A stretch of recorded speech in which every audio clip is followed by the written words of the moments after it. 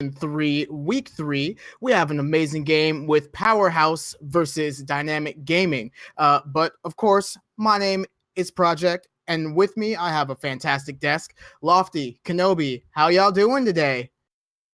I'm doing good. I mean, fantastic desk. I feel like I'm going to get called a lot today. I don't know if I'm that great of an analyst, but I'm definitely ready to get these games going. Happy to be on the desk here with Lofty. First time I'm working with both of you, so I'm definitely happy to get these games going.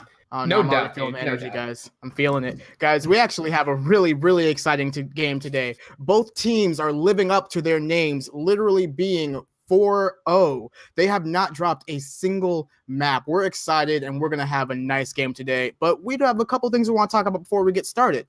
So let's start off with you, Lofty. Oh, sorry, Kenobi, I want to throw to you first, actually. You're my Powerhaus expert. What do you think is going to take for them to, power through today?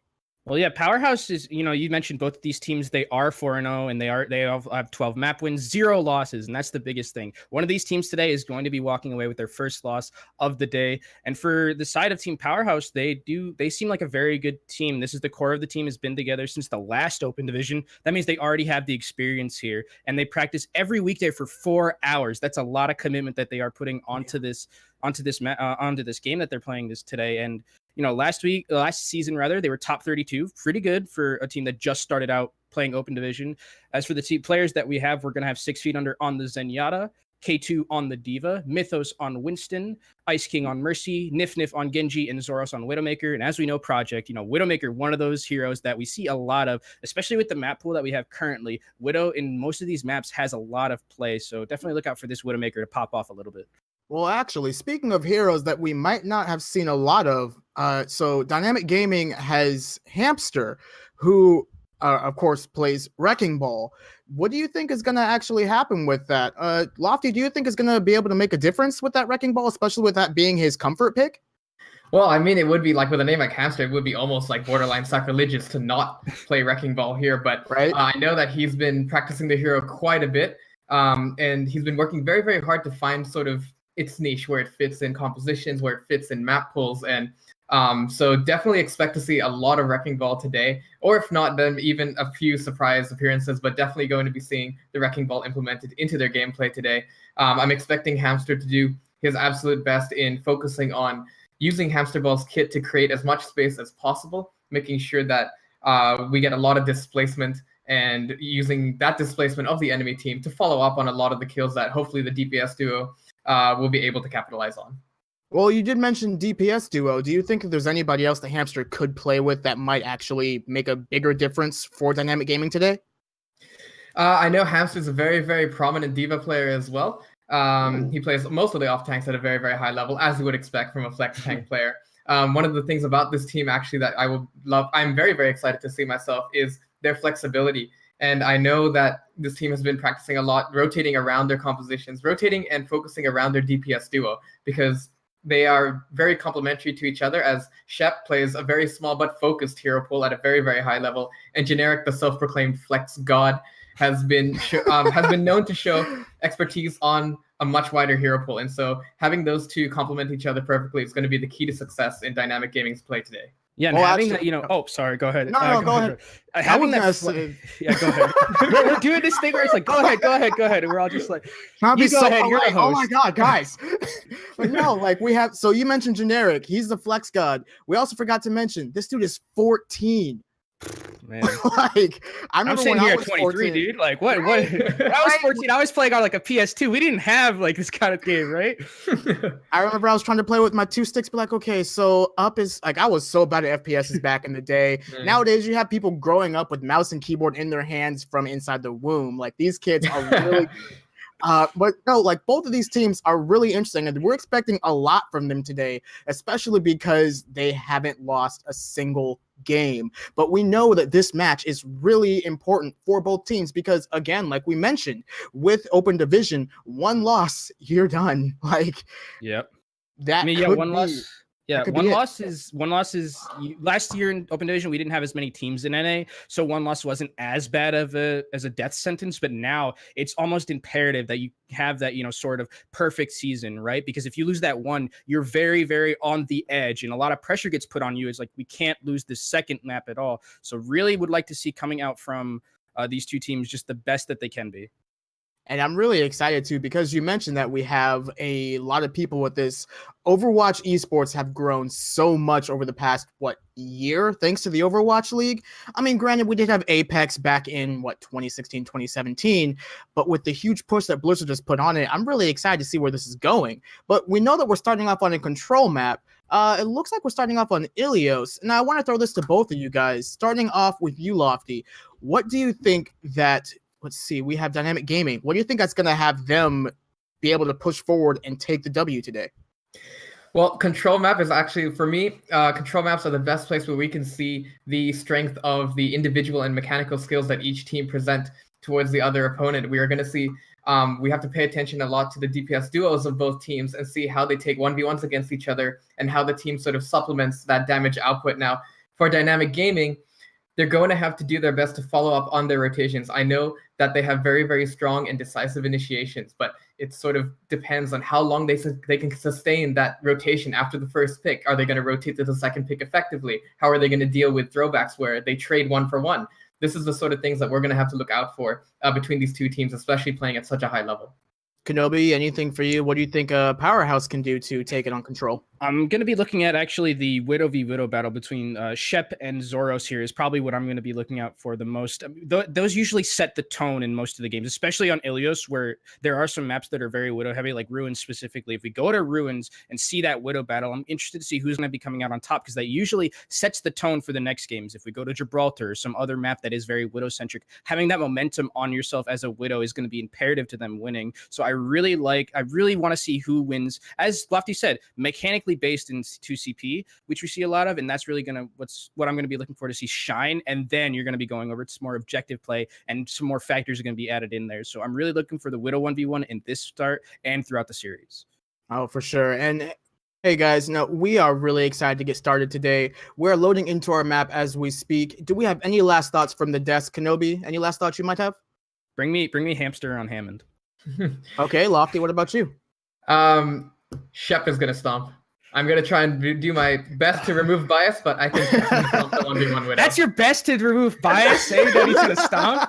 I'm going to remove the bias after this. I just want to put that in there now. But from now on, I'm going to try and remove the bias. All right. Everybody gets one, Lofty. Everybody gets one. Everybody gets one. It's all right. But guys, that'll be it for us here at the desk. You are watching Overwatch Open Division Week 3. We're really excited. But we're going to throw it over to our casters, Panda and Argander. Thanks so much, Project. Appreciate it. We're getting set up right now. Very excited to bring to you Powerhaus versus Dynamic Gaming. My name is Argander, and with me is my good friend Panda. Hey guys, how we doing today? Always looking forward to some nice matches here in Open Division. We have a banger set up for you, a slobber knocker being ready to be hit out of the park here. Argander, Powerhaus Gaming versus Dynamic Gaming. There's a lot of gaming going on today. There's a lot of gaming, and one thing that I really want to make sure everybody's aware of, not only are both of these teams currently undefeated, both of them are coming into this with a 4-0 record. In each of those wins, they have not dropped a single map. So it's going to be up to Powerhaus and Dynamic Gaming to figure out who's going to retain that undefeated title moving forward. And it looks like it's going to be Nepal as the first moment of potential frustration for each of these teams. Yeah, one thing that we have to be considerate of coming here on the map that is Ilios is that it will be Nepal rather. It's going to be changing up different variations. I've been seeing a lot of Mei strategies coming out from Village as well, and even on Sanctum we've been seeing a lot of Widowmaker play. So to our analyst point, we're going to have to see the unbiased Lofty be put to the test here and see if Shep actually steps up to the plate. Is he going to end up getting Dove as well, or is the pressure from everything else that Powerhaus Gaming is holding within their trenches just enough to take that Widow v Widow battle 1v1? Yeah, well, we are going to be finding out here. And I got to say, one other thing that I'm really, really looking forward to, I want to see some high-tier, pro-level, calculated Hammond gameplay. Wrecking Ball is going to be here. We know what's going to happen. And yes, we've all got a chance to see a little bit of Wrecking Ball here and there. But this, we're starting to talk about teams who have had the time to practice this. They've been doing it in scrims. And now the question is, do they feel confident bringing it to the game? It's going to be Nepal first. So we may actually see there's a few different really, really good, like Sanctum, for example, is fantastic for Wrecking Ball. Yeah, and that seems to be the map that sets everybody apart from the rest of the King of the Hill family. Rather, especially on Sanctum, we've seen Triple Tank. We've even seen maps all the way up to the Overwatch World Cup as well. Play from South Korea. They'll put their main tank on Hammond as well, and they'll just come in, like Miley Cyrus once saying to us, come in like a wrecking ball and just absolutely obliterate the backline before you can even know what happens. The moving capabilities from Wrecking Ball are absolutely insane, and it's very hard to react to it accordingly. But the first map here for us, Argender, as we're loading into Nepal, is actually going to be Village. So might see a little bit more May potential coming out here.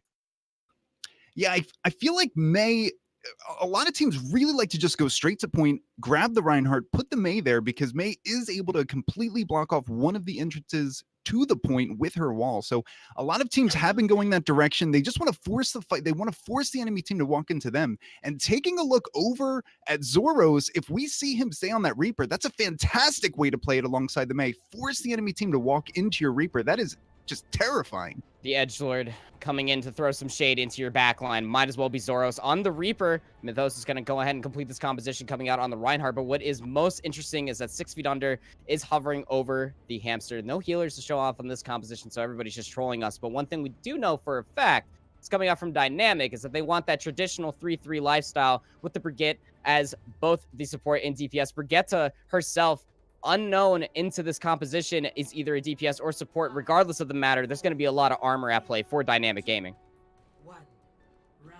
Absolutely, and it looks like we are going to be seeing Zoros staying on that Reaper. Can't wait to see what happens here. It is going to be a hard-fought fight for the battle. Let's see how they approach.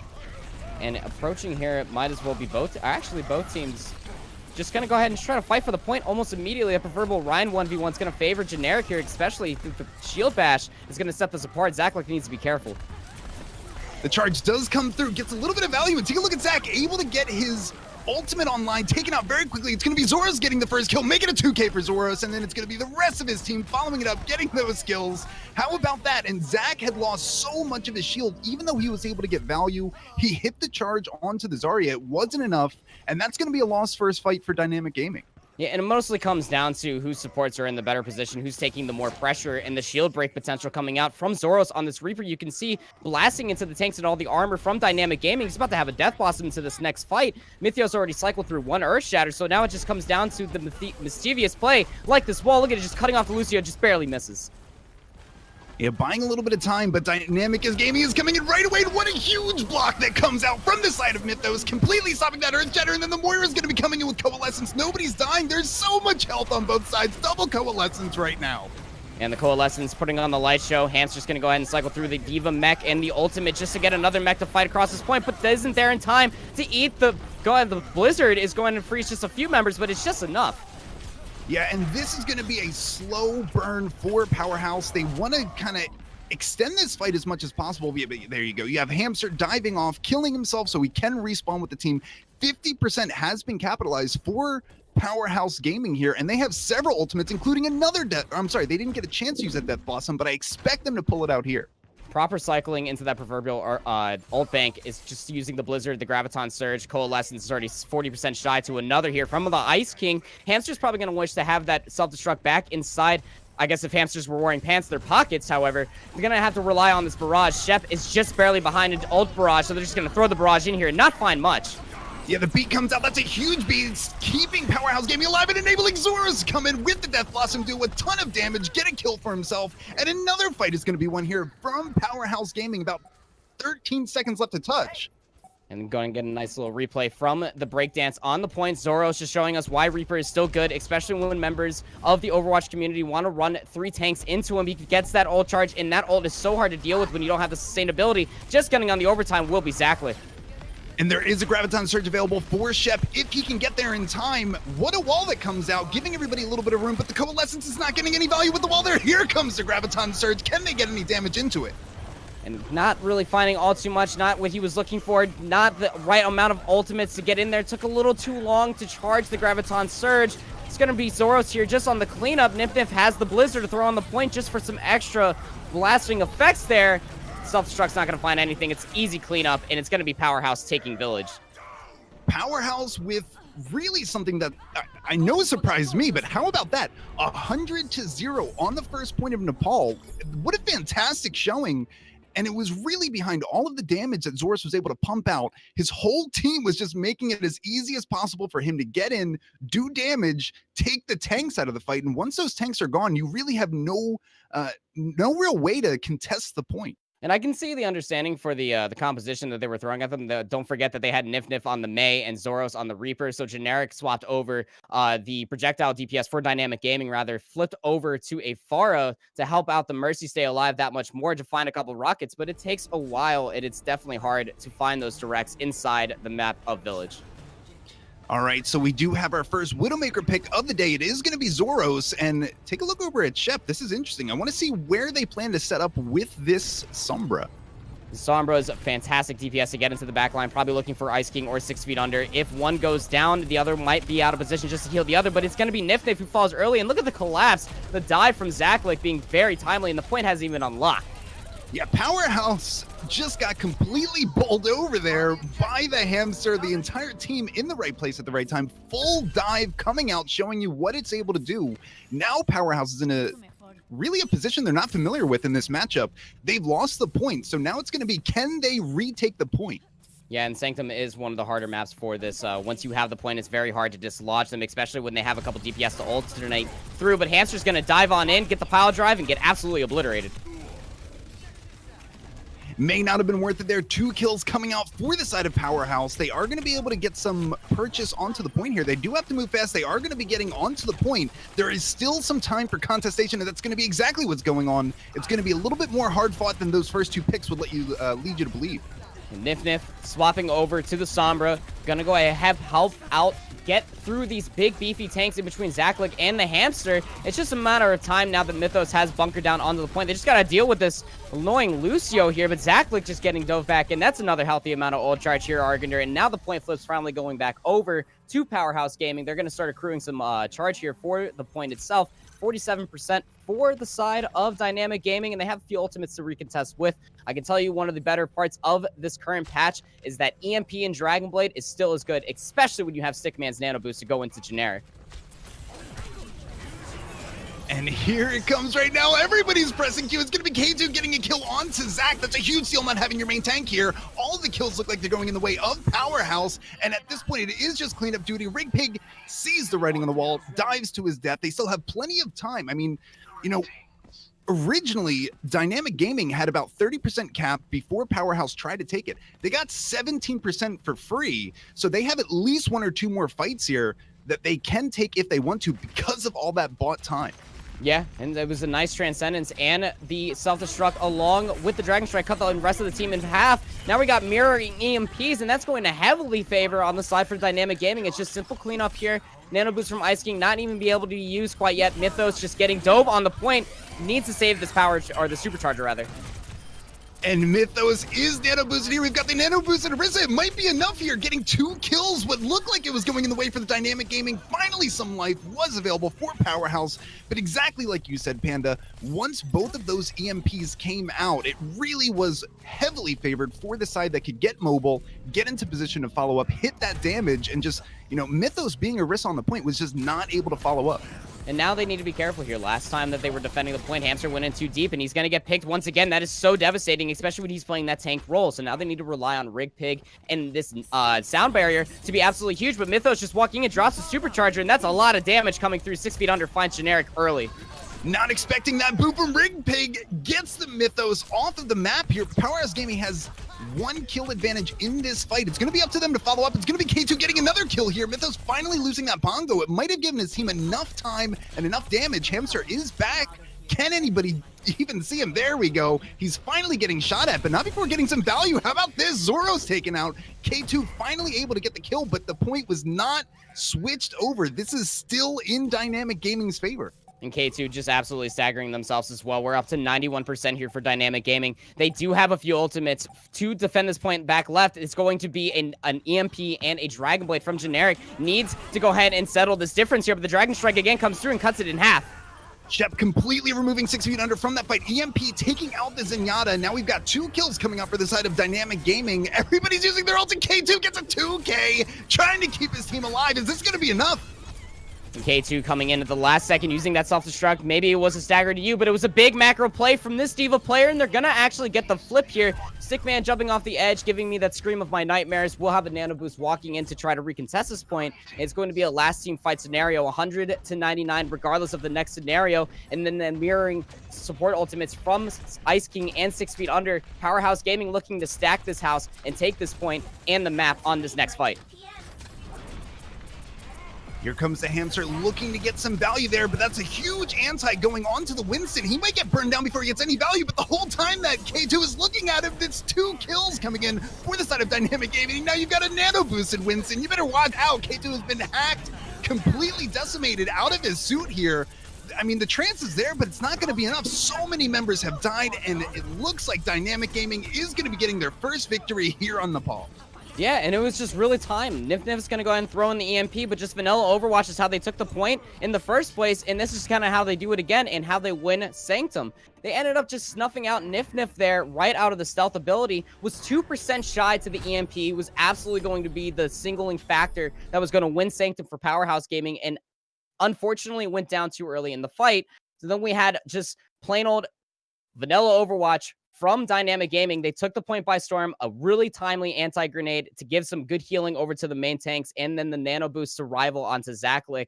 The boop coming over to Mythos on the Winston. Everything just kind of spiraled downwards, but we're going over to Shrine, and this elephant might spell a little differently here, but both teams, the next map, or this stage rather, is going to settle a difference for this map.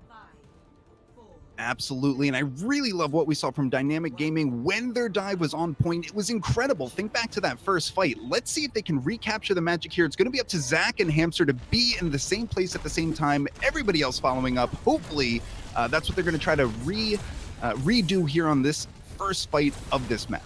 Yeah, no swaps coming through, and you can see why. The dive coming through on top of Hamster and the Wrecking Ball just obliterating 6 feet under. You lose your off healer, it's going to be hard. Look how slow this composition moves without a Lucio.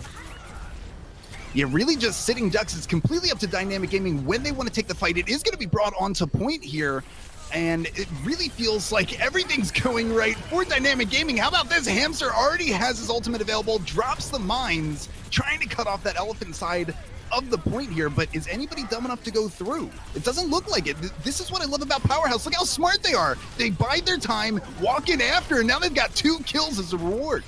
And that's what you need to do in that situation. Cut off half the point, use the rest of the point yourself to set up a defensive position, because you know 6 feet under on the Lucio will be back there soon. Ice King definitely does enough healing on the Moira. Don't forget that patch that came through. She does get more charge per damage that she's doing with her alternate fire, and 6 feet under is already speeding back to the point. We got a 6v6 scenario. They're about to have Zoros Graviton Surge, and K2 is about to use the self-destruct inside of it. Underneath all this armor, it's going to be hard for Stickman to find a nano boost on the Generic and make it stick with his Dragon Blade. Well, they're certainly going to try here, and Powerhaus Gaming, again, very smart. They're not going to peek. They're not going to take any fights they don't need to take. They know that Dynamic Gaming has to walk into them. The Hamster's just going to come in and try to pile drive into them. The EMP is going to go ahead and solidify that, and then the Nano Blade's coming out to play. Already finds one in Ice King. How about that? Doing a ton of work as Generic, using that Nano Blade and the EMP combo. 3 kills to his name. Rig Pig following up, getting the 4th kill. This looked like it's going to be Dynamic Gaming changing the point over, very similar to what we saw last time, about 50% for one team, and then it got switched over. You got to be feeling pretty good about that if you're Powerhaus Gaming as well here as we take a look at our replay. Thank you so much, Cubot, for that as well. They didn't use any ultimates, Argander. And now they're going to be able to walk back in here with that bigger bomb combo. Sure, Mythos used the Earth Shatter, but that could be easily gained again with all the damage you can do into Hamster and Zaklik, that Hamster being Wrecking Ball included. But they're about to have the Sound Barrier as well. And now Hamster's just coming flying back in, trying to deny as much area as possible. It didn't work out before, and it seems to not work out this time again. An enormous air grenade came out by Stickman and really just threw a monkey wrench into the gears. Powerhaus had to wait it out. The Graviton Surge comes out, is able to take out Rig Pig, who had to use his beat, thought there was more in it, didn't get a whole lot of value, and now all the kills going in the way for Powerhaus. Being hacked right now is Mythos, but his entire team is pocketing him. Take a look at this. Moira, Ice King is doing so much work right now. Yeah, and then Ice King's the Coalescence, does damage, does some healing. If you stand in the way of that Lighthouse, it's going to be difficult. Mythos on a tear here, just dipping and just shredding people with the cleave damage. Once there's no armor, that's 75 done in an area of effect. Zach's just going to try to get back onto the point and try to stall out as much as possible, but at that point in time, you might as well just give it back over because you're just wasting time and you're giving so much ult charge over to the side of Powerhaus Gaming. And it looks like the point is going to be switched over here back into the control of Powerhaus Gaming. They do have a couple of ultimates available here, but you know, we saw what Sept was able to do with the ZMP last time. Generic has that blade again. This might be another juicy fight. It was the combination that did it last time, but Stickman is 60% shy to that nano boost, needs to build it quickly. Now they're going to be able to have Zach's Primal Rage to hop back in here and displace the backline as well, but Mythos is just priming up this Earth Shatter, just looking for the right time, just blocks his pile driver and just shuts it down. He says, 2 tanks, I'll take it. And he gets completely hacked out of his charge. Mythos not able to follow up onto that Earth Shatter. No deaths have been coming through, but what a fantastic beat that comes out from 6 feet under, giving his team enough time to win this fight, and it's going to be Mythos and Ice King getting the first 2 picks. Yeah, and that's going to be Ice King again, seeing the rest of his team throwing down 1 orb, getting a whole bunch of healing, holding on to the Coalescence, just cycling through the sound barrier. There's no members on the side of Dynamic Gaming that can possibly make it back here. Rig Pig is about to try to to speed boost on here. They barely get on here in time, Argender. There is one more fight that's going to be forced here. We've got a nano-boosted Primal Winston in the fight right now. Not going to be able to kill him, but he's not doing a ton of damage. Hopefully he can get in, get a little bit more value. He is able to boop everybody off the point here. Now it's looking like it's Dynamic Gaming in the driver's seat. They do have control over the point. Generic is going to be going down here. That is very tough losing your DPS. And just a solo grab onto the Winston, the bigger bang combo, just finding Zach's life. Not a Primal Rage to save himself from that time. Goes the hamster one more time, just trying to deny as much space as possible. We'll find Ice King trying to pull out the Coalescence, but it's to no avail here. It's just a mere staggering Lucio just skating around the top. The overtime wick has no chance of survival here, and Powerhaus Gaming will take Nepal. What an incredible play. And I got to tell you, Powerhouse's supports, the Lucio, the Moira, how they enabled their tanks to do tank things was so incredible to watch. And let's take a look at the play of the game here. This was fantastic.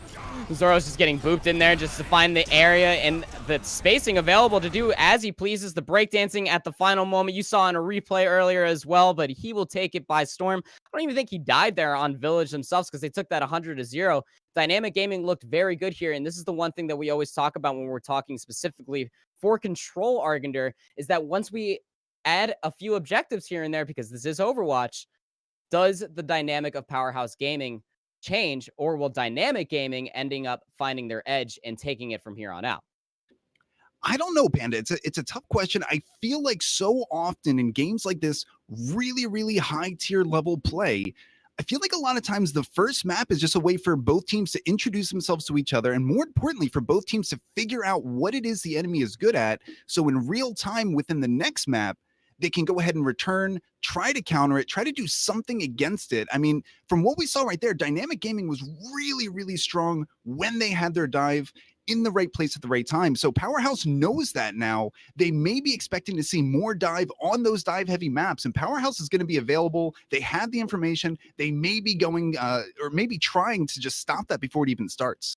Yeah, and I'm sure our analyst desks are pretty happy about it as well, and most of you sitting at home, and you as well, Argender. We got to see Hamster on the Wrecking Ball. Hamster did come out to play in a multitude of factions as well, is that he was creating a lot of space for Zach to also be diving in there on the Winston to where you would think Winston would be the initiator. Not this time. He's actually the cleanup from a giant pile driver by Hamster.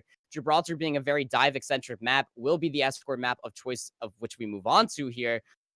Probably come out to play again, and when that space was available, Sept was actually showing up here. And don't forget about how close those final 2 maps were. So I think you're very right to assume that Control was used for this high-octane match of Overwatch to feel each other out, to see what the side of Powerhaus Gaming and Dynamic have to offer each other, and to see where they can go forward with it.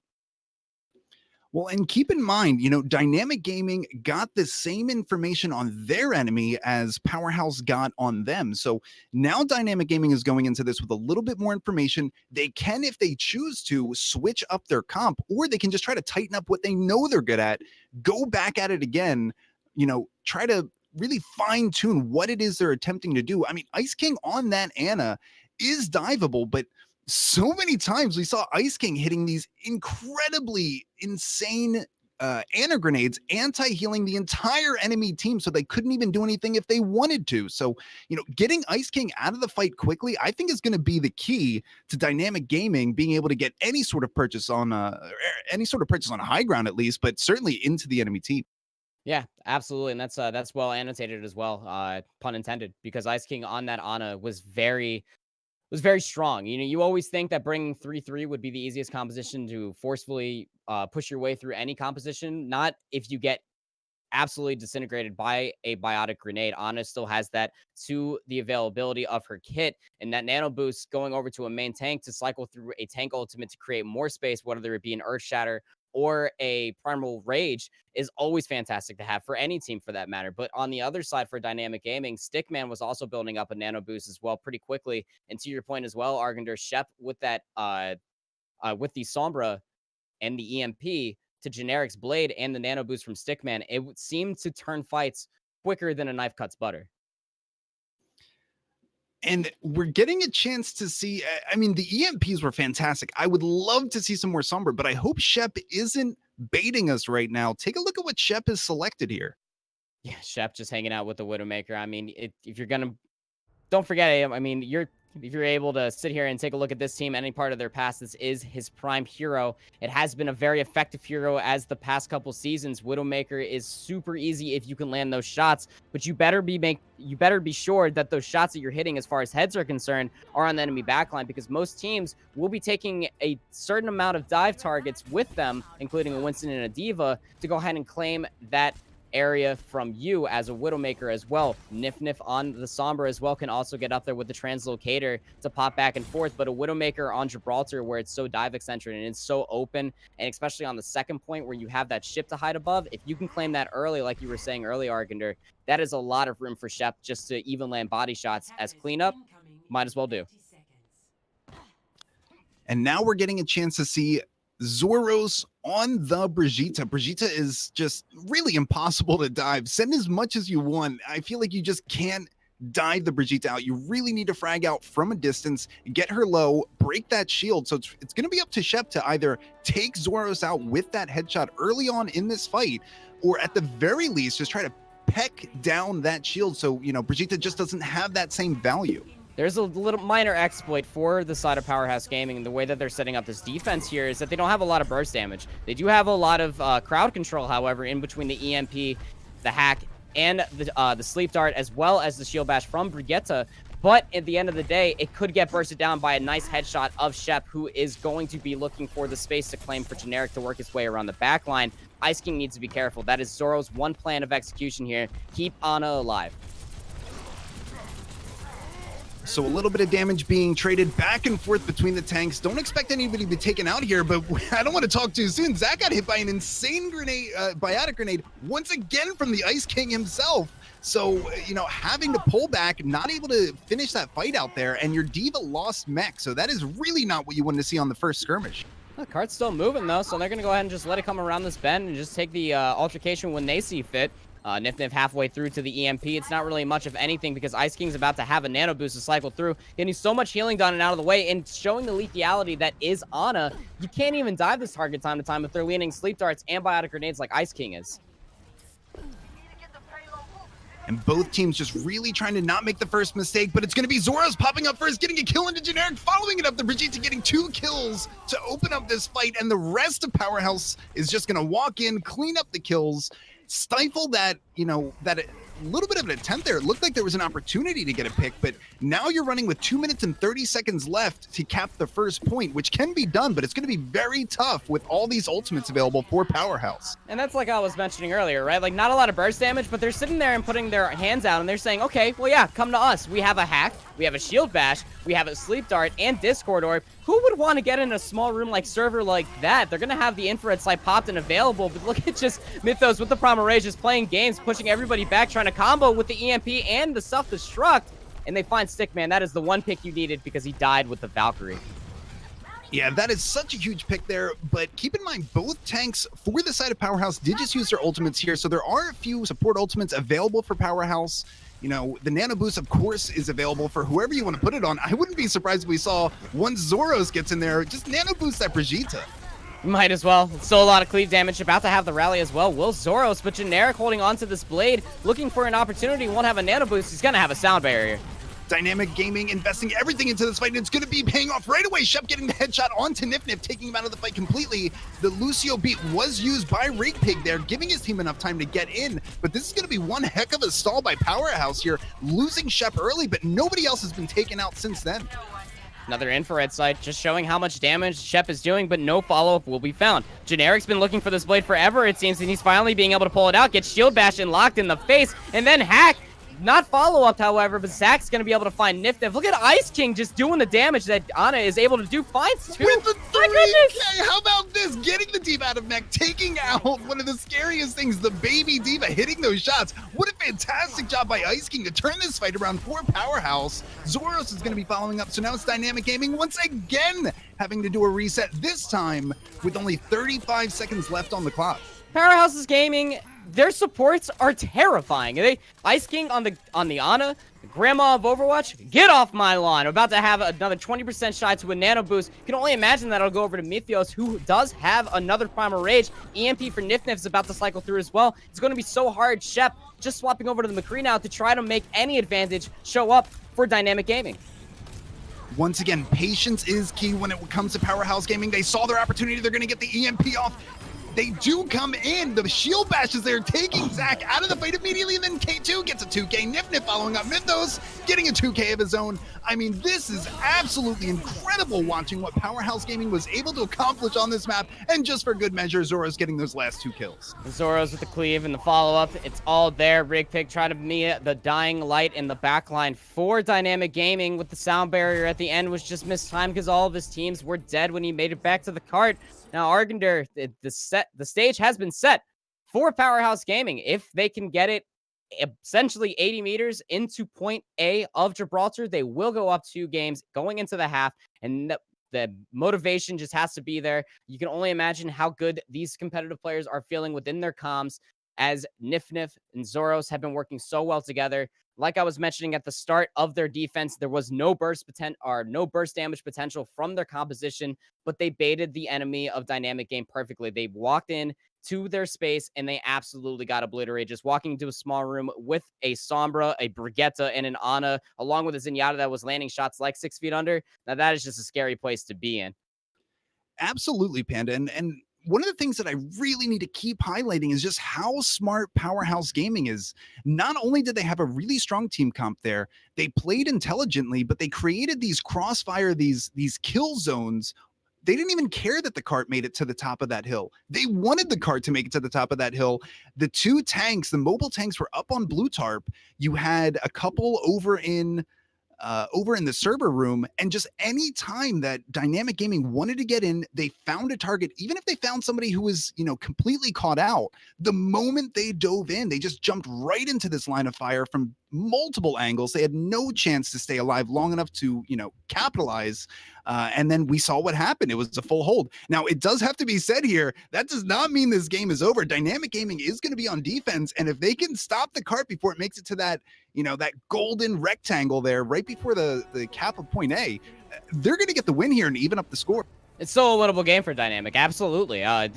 Without saying that as well, they're looking to take the ground game as an advantage. Generic will be on the Brigitte. Their sole DPS will be Shep on the Widowmaker. Was landing shots and will have a little bit easier of a time now that it's less shieldy on the side of Powerhaus Gaming. Just needs to continue and be careful. The backline of Nif will be looking around and looking for these angles. Zoros already finds Shep. That is very devastating. There's no resurrection for Dynamic now.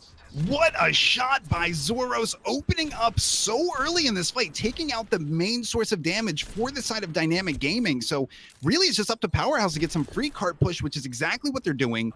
Take a look at Mythos, though. With K2, they're ready in the bottom, trying to get that dive on, but maybe they waited a little bit too long. I'm not sure. 6 feet under was taken out there, but Nip and Zora's are going to follow up, and then K2 getting a kill of his own. That's 3 Ks in for the side of Powerhaus. And Hamster's going to say goodbye to Zoros, but the payload not moving quite yet. It did get stalled out by Generic, who was trying to claim the space. It's over here. Ice King will fly away from that, in fact, but it's just 3 minutes. A minute already gone. It's going to be a hard and a quick stall here. Shep's already over onto the Hammond to try to lock on and save this time for the rest of the follow-up and the regroup. Hamster is near self-destruct. Needs to make it there in time to make it huge. And it's going to be Shep on the Hammond this time, taken out very quickly because of that Discord from Zenyatta. Once again, the supports on the side of Powerhaus are absolutely insane. Mythos is able to walk in, get a couple kills. The support and Tang staff are making everything happening. They open up so much space for Zoras to get to the high ground, get those kills, and it is going to be Powerhaus with the full hold on A, getting the win there. What a phenomenal game that we just saw. What a phenomenal defense that we just saw coming out from Powerhaus. And the one thing that we can comment on as we see the play of the game from Mythos here on the Winston was not only fantastic play, defensive Winston play, and attack Winston play, of course, was the fact that sometimes you just can't get through an enemy composition with 2 standard DPS. To Kenobi's point in the previous game as well, you have to switch off at a certain point in time. Your ultimates almost mean nothing when you have a Dragon Blade going into a rally that was offered from Powerhaus, just unable to find what they were looking for coming from Nepal onto Gibraltar. And now they find themselves in a 2-0. Powerhaus got to be feeling pretty good going into this half. I think Powerhaus has to be feeling great, but they can't let that game get the best of them. Back on Nepal, we saw how just really well put together dynamic gaming can be. So they're going to be trying to bring it back. We are going to take a short break. I am going to send it back to my very good friend Project at the desk. Project, how's it going? How are you liking these games? Oh man, Argender, I'm loving these games. Guys, this is super exciting. We have a 2-0. Both of these teams are playing their hearts out, but it looks like Powerhaus is starting to take the top. But naturally, guys, welcome back. We are experiencing a good game.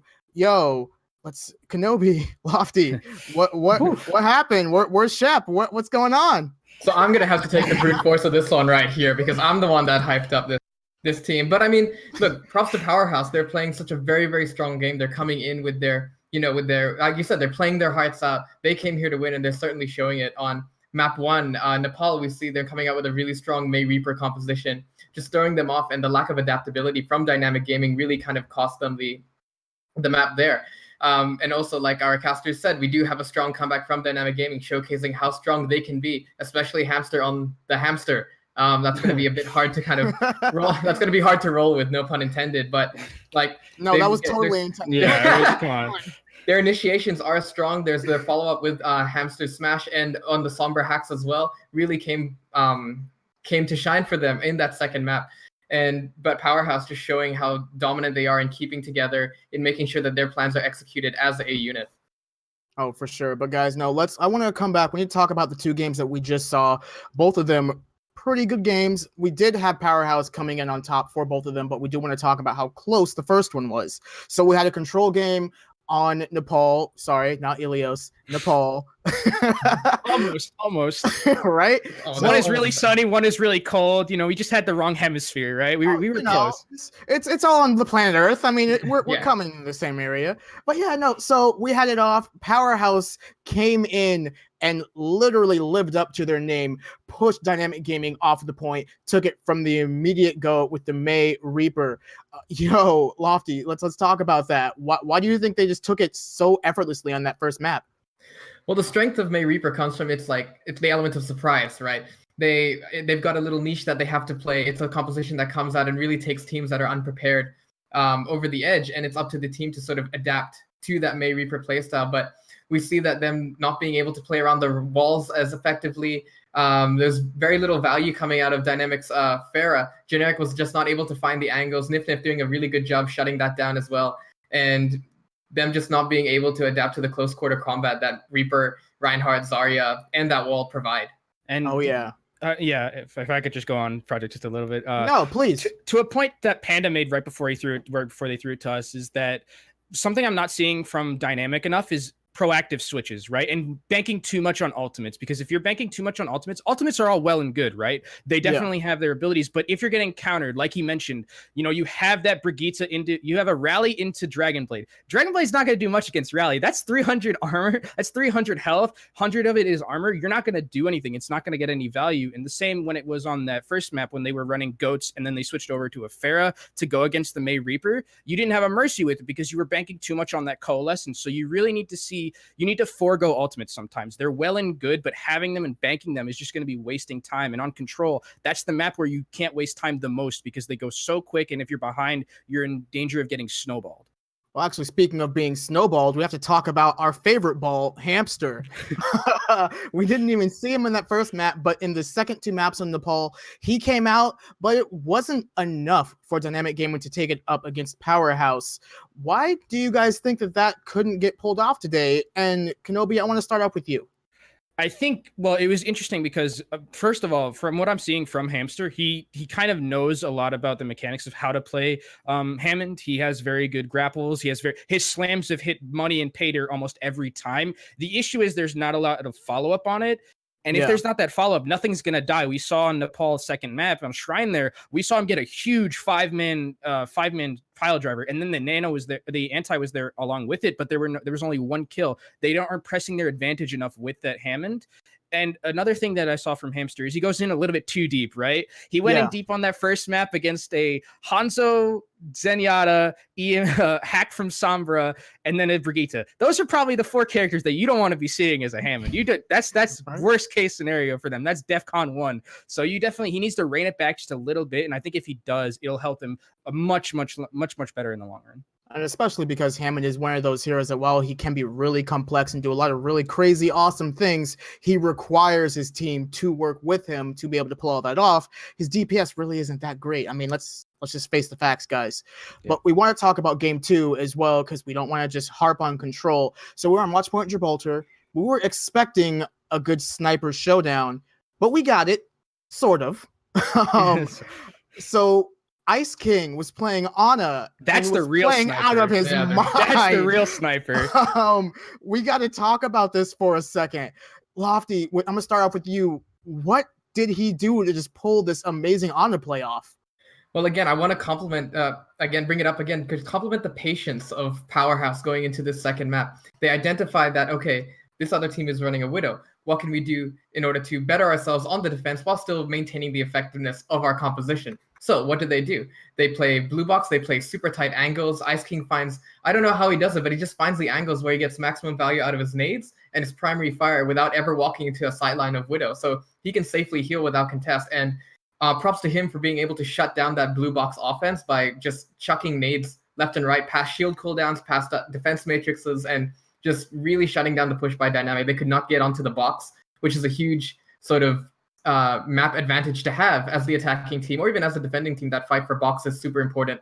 And Ice King, just props on him for being able to shut that down every single time. And for sure, we especially saw Ice King throw the amazing nades. I mean, I remember seeing a Lucio throwing off a sound barrier, and then literally the next second, they're all purple. Okay.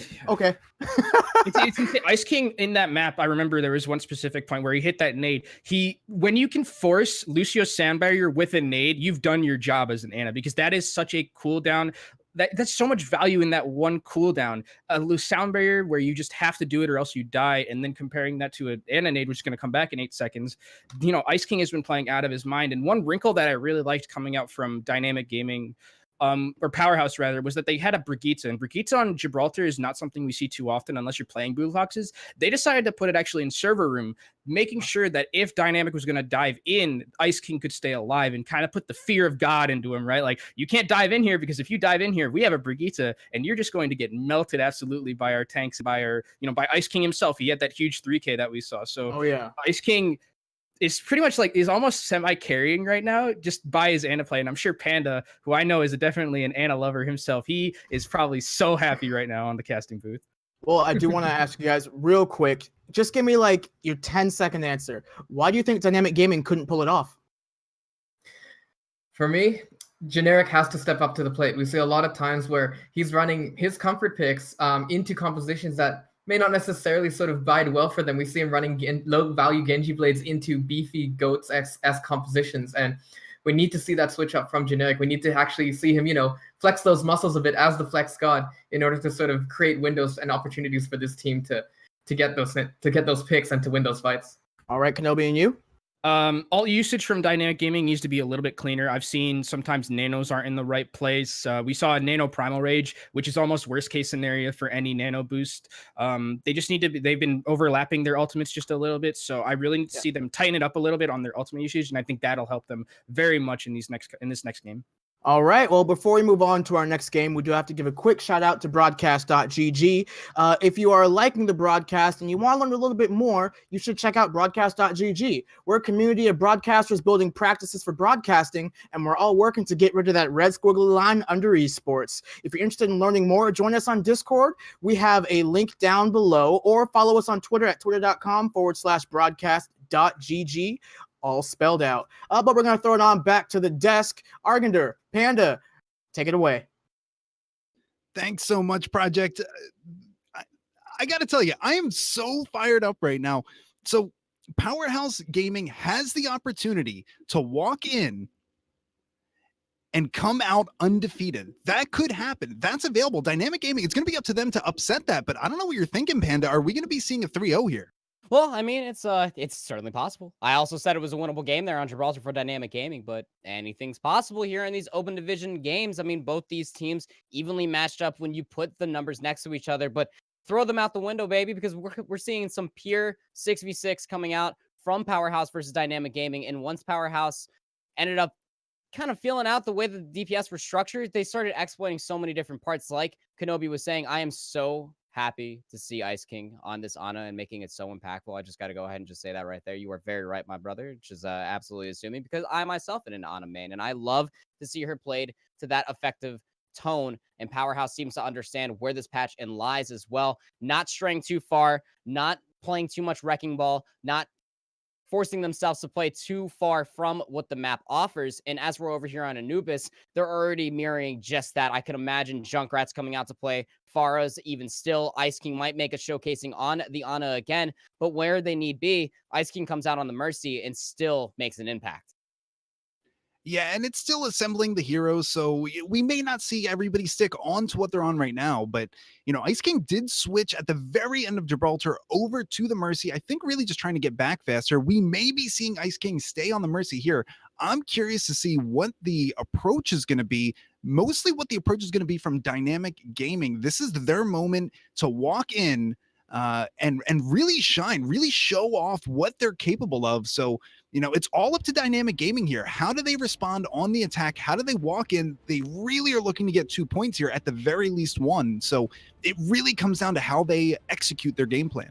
I'll tell you what's one thing they got to look out for, and that's definitely how well of a oiled machine that Powerhaus is playing together. They can't lock down one target for too long, because then the rest of the team comes in. The kite and the peel from the tanks have been immaculate. The DPS in their projectile preparation has been absolutely stunning as well. And as they're setting up for their defense, they're going to go ahead and push the projectile DPS to both of their members. Now we got Nif on the Pharah to keep Ice King up in the sky, and Zoros coming out on the Junkrats, deny that small room on the right-hand side and try to build up that Riptire as much as possible. For the attackers, however, Sept coming out on the Widowmaker was a little silent there on Gibraltar, but with the spacing available from the dive of Zaklik and Hamster, with Generic in the sky on his own Pharah, can find the shots, especially when he's not rivaled against any dive tanks or DPS as well. Yeah, the Pharmacy Widow dive is going to be coming out from Dynamic Gaming, just trying to stop taking spam for a moment here. Stay alive. It's so tough, though. All this spam is available for Powerhaus, and Dynamic Gaming right away has to pull back. Really what they're looking to do is wait for Sept to hit a headshot. Maybe Generic hits a couple body shots and then going off that, but it is so tough to walk in. Look at all this spam damage that Zach is taking. Yeah, and this is one of the things that differs apart from the dive versus the anti-dive of Mythos with Zach on the Winston. That barrier is going to get absolutely obliterated by Zoros. You can see him getting the cleanup, just already predicting that the Winston was going to die immediately. The shield stun coming through the defense of Powerhaus. It's just too strong. And on the side for Dynamic, they have absolutely no shield break whatsoever because Generic's trying to find picks behind the shield and just trying to find the plays as much as he possibly can. A lot of healing coming out, however. Stickman's about to have this Valkyrie. Could be the answering coming into this dive here.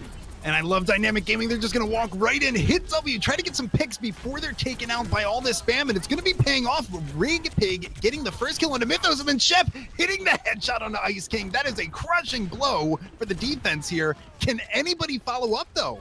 Was about to have the Valkyrie as well, so Ice King needs to get back here as quick as possible. 6 feet under just died with the Transcendence. This point has been opened up. There is no defender's advantage for the point A of Temple of Anubis, as you just see K2 just trying to get to this health pack, trying to find the open opportunity to use the self-destruct and save it for his team. Mythos cycling through the Primal Rage might be enough, but they're already on the retreat. They're just trying to regroup as a 6 here and walk back in with their support ultimates maybe. It's even. No, they're just giving it up. Yeah, they're going to be letting this one go. Sept opening up with that 3K, just busted the doors right off of that.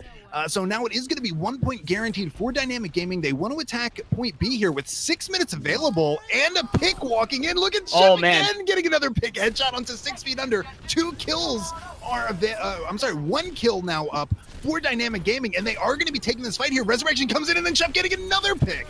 Yeah, and that's absolutely huge because the support ultimates have yet to come out for the side of Powerhaus Gaming. The self-destruct's going to be able to find enough space. But look at Sept, straight out of spawn, 6 feet under. You will not be transcending today. Oh my god. Man on a mission. He has gotten another pick here. Headshots all around for Sept. The beat comes out. Bomb is not going to get any value here. And Dynamic Gaming has been catapulted onto point B on the back of Sept. Has been absolutely uncontested and just until now as Zach finds his way in, as Mythos finds his way into the backline, but the peel is already there. Sept's about to have another infrared sight, and the procking of the point has yet to be contested. There's still a 6 versus stagger scenario here. Just got the second tick now. 81% before another gets on board. Generic is going to have another Fair Barrage here, just dumpstering into 6 feet under. The support's never had a chance, Argender. And once you just give this Widowmaker that much spacing and availability to snipe and to get those headshots like Sept just showed us, it's an easy snowball. Everybody always tries to go ahead and argue against Widowmaker on second point, but when you can absolutely stun the enemy team with getting the supports straight out of spawn along with the Transcendence, you gotta be giving your head off to their DPS moniker at that point. Sept has been absolutely showing up and has been popping off. 5 minutes and 2 seconds left in the time bank. What an incredible point A, point B push there. And I know we've said it so many times, but how about Sept popping off, just getting these picks? And, he was uncontested for some time there, but, most of his picks came out very, very early in that fight. So there was nobody even available to contest him there. I think most of the enemy team, most of Powerhaus was respawning at that point. So Sept really got a lot of free purchase on the high ground. He used it to his advantage. And now it's Dynamic Gaming with the advantage here, 2-0.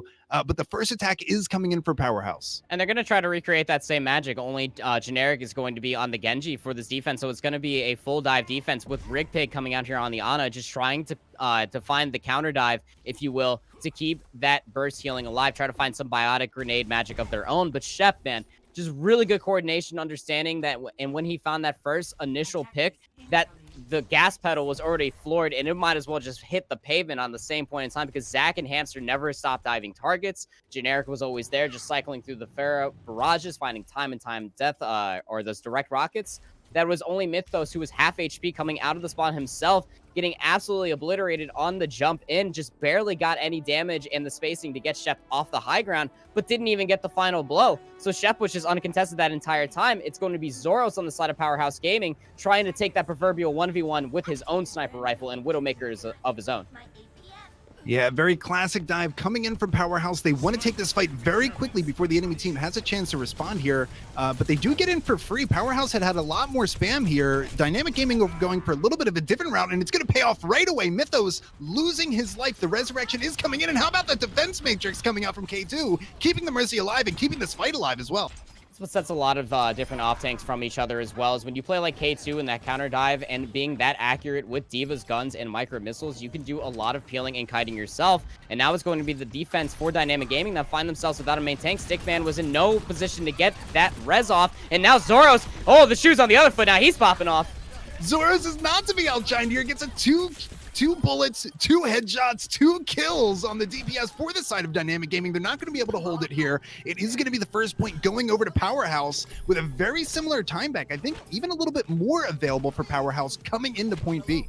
Yeah, it's going to be just a minor bit of time, but how much damage 6 feet under, and the final blows coming through from him. This Lucio for the side of Powerhaus Gaming is actually beating his Mercy, and Ult Charge will have the sound barrier in this next fight along with the Valkyrie. Zoros not playing any Widowmaker this time around. Nif gonna take the swap over to Reaper, looking for some breakdancing action on a point B of Temple of Anubis along with the Shield Bash of Zoros on this Brigitte. Is going to be a snowball effect chance here for Powerhaus Gaming, and let's not forget that they are on match point. If they can get this with more time, they're going to be sitting pretty going into alternate or expanded innings. And it's going to be Mythos initiating the fight right away. His Diva is there with him. Is Rig Pig going to be taken out? No, he's still alive. Nif getting the first kill, though. It's going to be Zach taken out for 6 feet under, finally getting that pill onto the that pick onto the Ana. Resurrection comes in, but it might not be enough. Still a huge advantage for Powerhaus Gaming here, and everybody's falling like dominoes. Everywhere Mythos looks, you just see members of the enemy team falling right before him. Ice King coming over here on the Moira as well. Gave up the Valkyrie for the Mercy just to get so much more burst healing done, and no members even got stalled there because the burst damage from the side of Powerhaus Gaming was way too strong. They have more than 6 minutes going into these extra innings here, Argender, and this is not where you want to be for Dynamic Gaming, especially when you had your own opportunity to set the course of having more time than your adversaries. Now it's going to be Powerhaus Gaming setting up their secondary defense, but it was so smart. Zoros giving up the Widowmaker and just coming over on the Brigitte, probably assumed that Generic was very close to the Dragon Blade on his Genji, and the moment that he tried to dash into the enemy backline and look for that reset, got shield bash and stun locked and bursted down, and then the rest of the point just got clear and wide opened up. Yeah, and I want to go back to something you just mentioned a moment ago, Panda. You know, that was the moment for Dynamic Gaming to come out and just really punch Powerhaus right in the mouth. And they were able to do that. But again, it's the resilience of Powerhaus. It's so incredible to watch here. 5 minutes and 2 seconds is an incredible amount of time. I have played on Temple of Anubis many times with 0 minutes left in the time bank. It can be very easy to get stalled out, especially on the second point. So getting 5 minutes and 2 seconds is incredible. And then Powerhaus one-ups them with 5 minutes and 56 seconds. So we are going to see plenty more of Anubis coming up here. A wise man once told me everybody has a understanding and a plan until they get punched in the face, whether that was actually done by a Doomfist or a 6-stack smacking your composition into the mouth itself. Powerhaus Gaming did just that, just getting a few understandings of what the enemy team's about to throw at them, but it's no changes coming out from Dynamic Gaming. They want to work the same magic. Shep on this Widowmaker needs to go huge again. Zoros and Nif need to stay alive. And very similar to what we saw last time, Zach has already taken about 400 damage on his way in here. So they're going to wait for cooldowns, get everybody healed up. And then I expect Dynamic Gaming to go in right away. It worked really well for him last time. It's especially helpful if Shep hits a 3K. Yeah, Shep needs to sit there and keep his space available because the dive coming in from Zach and Hamster again is going to get stuffed just a few times, maybe looking up to build a ult bank, but Rig Pig will go down to Zoros' remote mine, and it's another regroup opportunity here. 4 minutes and 15 seconds down to the wire already for the side of Dynamic Gaming. They're not going to take any swaps. They're going to try their hand again. It might just take a matter of a few ultimates. No, Generic is actually going to go over to the Pharah. Could help them out. Yeah, let's see how that works out for them here. Dynamic Gaming really just needs to get somebody low. They need to get a target at half health or lower because there is a lot of, tanks on the side of Powerhaus. So, Dynamic Gaming, they need to get somebody low so their dive can actually get in there and get some value, or they need to start getting some picks early on in these fights. They still have 3 minutes and 35 seconds available for this attack here, but remember, they had over 5 minutes available when these doors first opened. Yeah. 5 minutes and 6 seconds they started off with. 3 minutes and 26 seconds now as Generic, no ultimate charge, got absolutely obliterated out of the gates to find anything past the shield. It's still coming down to Shep to try to get up this infrared sight and maybe get the right pick onto Nif, but Zoros will be finding these Junkrat grenades just going down the right center path, but Shep will answer back early with a headshot. Yes, Shep was able to get the headshot onto Zoros, but it might not matter here. Powerhaus Gaming able to once again fend off another attack here. 3 minutes left. And take a look at Zoros. Has the tire available, and the rest of his team pretty much has their ultimates available as well. Mythos at 90%. Going to have it very soon. So You know, Dynamic Gaming, they could use this to their advantage if they're able to bait out a few too many ultimates from Powerhaus. Their next attack after that might go a little bit better, but knowing how patient Powerhaus is, I don't expect that to happen. It's going to be a swap from Zach over to the Reinhardt now. They're just trying to keep their team alive as they just go into the small and area section, but there's not enough defense matrix available. Still claiming Zach's life. Generic will answer back with a direct rocket, but look at the rest of the team of Powerhaus Gaming here, Argander. They have barely even tapped into their ult bank outside of the Pharmacy ultimates on the side of Dynamic Gaming. Every time that they take a swap themselves, they barely gain any footing to build any ult charge themselves. Hamster has been diva from the get-go of this game, still 18% shy to his self-destruct now. And this is going to be very difficult for them coming in here, down to 2 minutes here. They're really pushed against the wall. Sept has yet to find any of these picks that they need to, unable to recreate the magic because Nif Nif has just been playing very patiently and very, very methodically around this wall as soon as the enemy team walks in. And here we go with Zoros pulling out the tire, seeing if he can get any value there, and he does with the 2K. Zoros, how about that? Rig Pig taken out, Zach taken out. That's going to be another fight that has been stopped before it even got a chance to start. So Dynamic Gaming, now with a minute 32 seconds left for an attack here, they can still do it. They have the Valkyrie available, but I want to see how they approach here. So many times they're getting pushed away before they can even initiate a fight. Zoros has been showing up here this map entirely, whether it was his Widowmaker on the first point of attack, his Brigitte to shut down Generic on the second point, and now his Junkrat here on point A defense has been fantastic. The Supercharger will come through, and he's actually going to go down to it, not on the right side of that shield, my friend. Yeah, Zora's taken out with the bongos as well. K2 is going to get Stickman, though. Stickman taken out of the fight is a huge deal. No mercies available, but they are going to be investing ultimates here. Rig Pig has his Lucio beat available, using it right now, trying to keep as many people alive for as long as possible. Generic is going to follow up getting a kill, and once again, it's going to be Powerhaus pushing back this attack, but how about Zach there, getting K2 out of the mech, getting the kill there, and look at this, getting a tick, almost 2 ticks for free. We're going to go in and commit the Transcendence here from the defense of Powerhaus Gaming along with the Fair Barrage to keep them alive and in the sky, and that's both the tanks down for Dynamic Gaming. Last team fight scenario, 4.8. They did get a tick, though, Argander, and they need to use Zach's Earthshatter very effectively. Generic is about to have a Deadeye mid-fight, but they need to regroup to 6, and they need to be careful because Ice King, who is saving this Valkyrie for a juicy moment in time, is going to be the deciding factor for the defense if they play grouped in together. Mythos did swap from Orisa to the Winston to make it back here in time, but boy, oh boy, is the backs against this wall, and this music is absolutely insanity to push this to the next level. Shep opening up with the first pick onto 6 feet under, trying to get the Mercy out of the sky there. Not able to connect, but a few more kills are going to be coming in for Dynamic Gaming. They do have a chance here, and how about that smooth as silk shot coming out from Shep? Opening up this point is Shep, and his tanks is walking in. Full-on aggression here in the overtime. They are going to get 30 more seconds available to attack point B, and I love what Shep's doing here. He knows this is the clutch moment. Let's get a pick here, enable my team to walk onto point B essentially for free. It's going to be the same difficulty. They're not going to have enough time to regroup as 6 for the defending team of Powerhaus. You can see Dynamic Gaming using the speed booster already onto the point, and they're about to be having a Valkyrie in the middle of the next fight. Hamster is saving the self-destruct for this special and inopportune moment. K2 rather is going to go down early, and as you can see, Zoros coming back here on the Reaper for the extra burst damage, just trying to sustain it for his team. No tick yet for the attacking team, but overtime is in effect. What a phenomenal beat that comes in by Rig Pig. That's exactly what they needed. Shep is going to be following up, getting the pick, and then it's going to be Zach coming in with a giant shatter. 2 more kills coming in for the side of Dynamic Gaming. Make it 3, getting Diva out of mech. Mythos trying to keep the fight alive for the defense here. 1 tick has been gotten by Dynamic Gaming. They need to start getting some kills fast. They might get 2 CP'd out of existence. Yeah, Shep with the answer kill onto K2, who's on the Pilot Diva form, is uncontested in that same spot that they got the last point in effect. The only member that was going to be able to get to him just went down, and that's nobody able to get back to the point in time. They just barely get it there. It's Ice King's Ana. A few more staggers left here, but they do get 4 points here in overtime, Argander. So if extra innings goes as far as it will for them, Powerhaus Gaming find themselves needing to get both points on the board for themselves, as well as getting some time on the board as well to set up a last attempt for them. Yeah, this is exactly what Dynamic Gaming needed. They needed to put points on the board, right? If Powerhaus wins this map, that is it for this match. They're going to get the best of 5 victory, and it's going to be 1 loss going over to Dynamic Gaming. But once again, Dynamic Gaming is not going softly into that good night. They have come back and shown so much resilience in overtime, taking point A, pushing in and taking point B in that little sliver of time they had left over.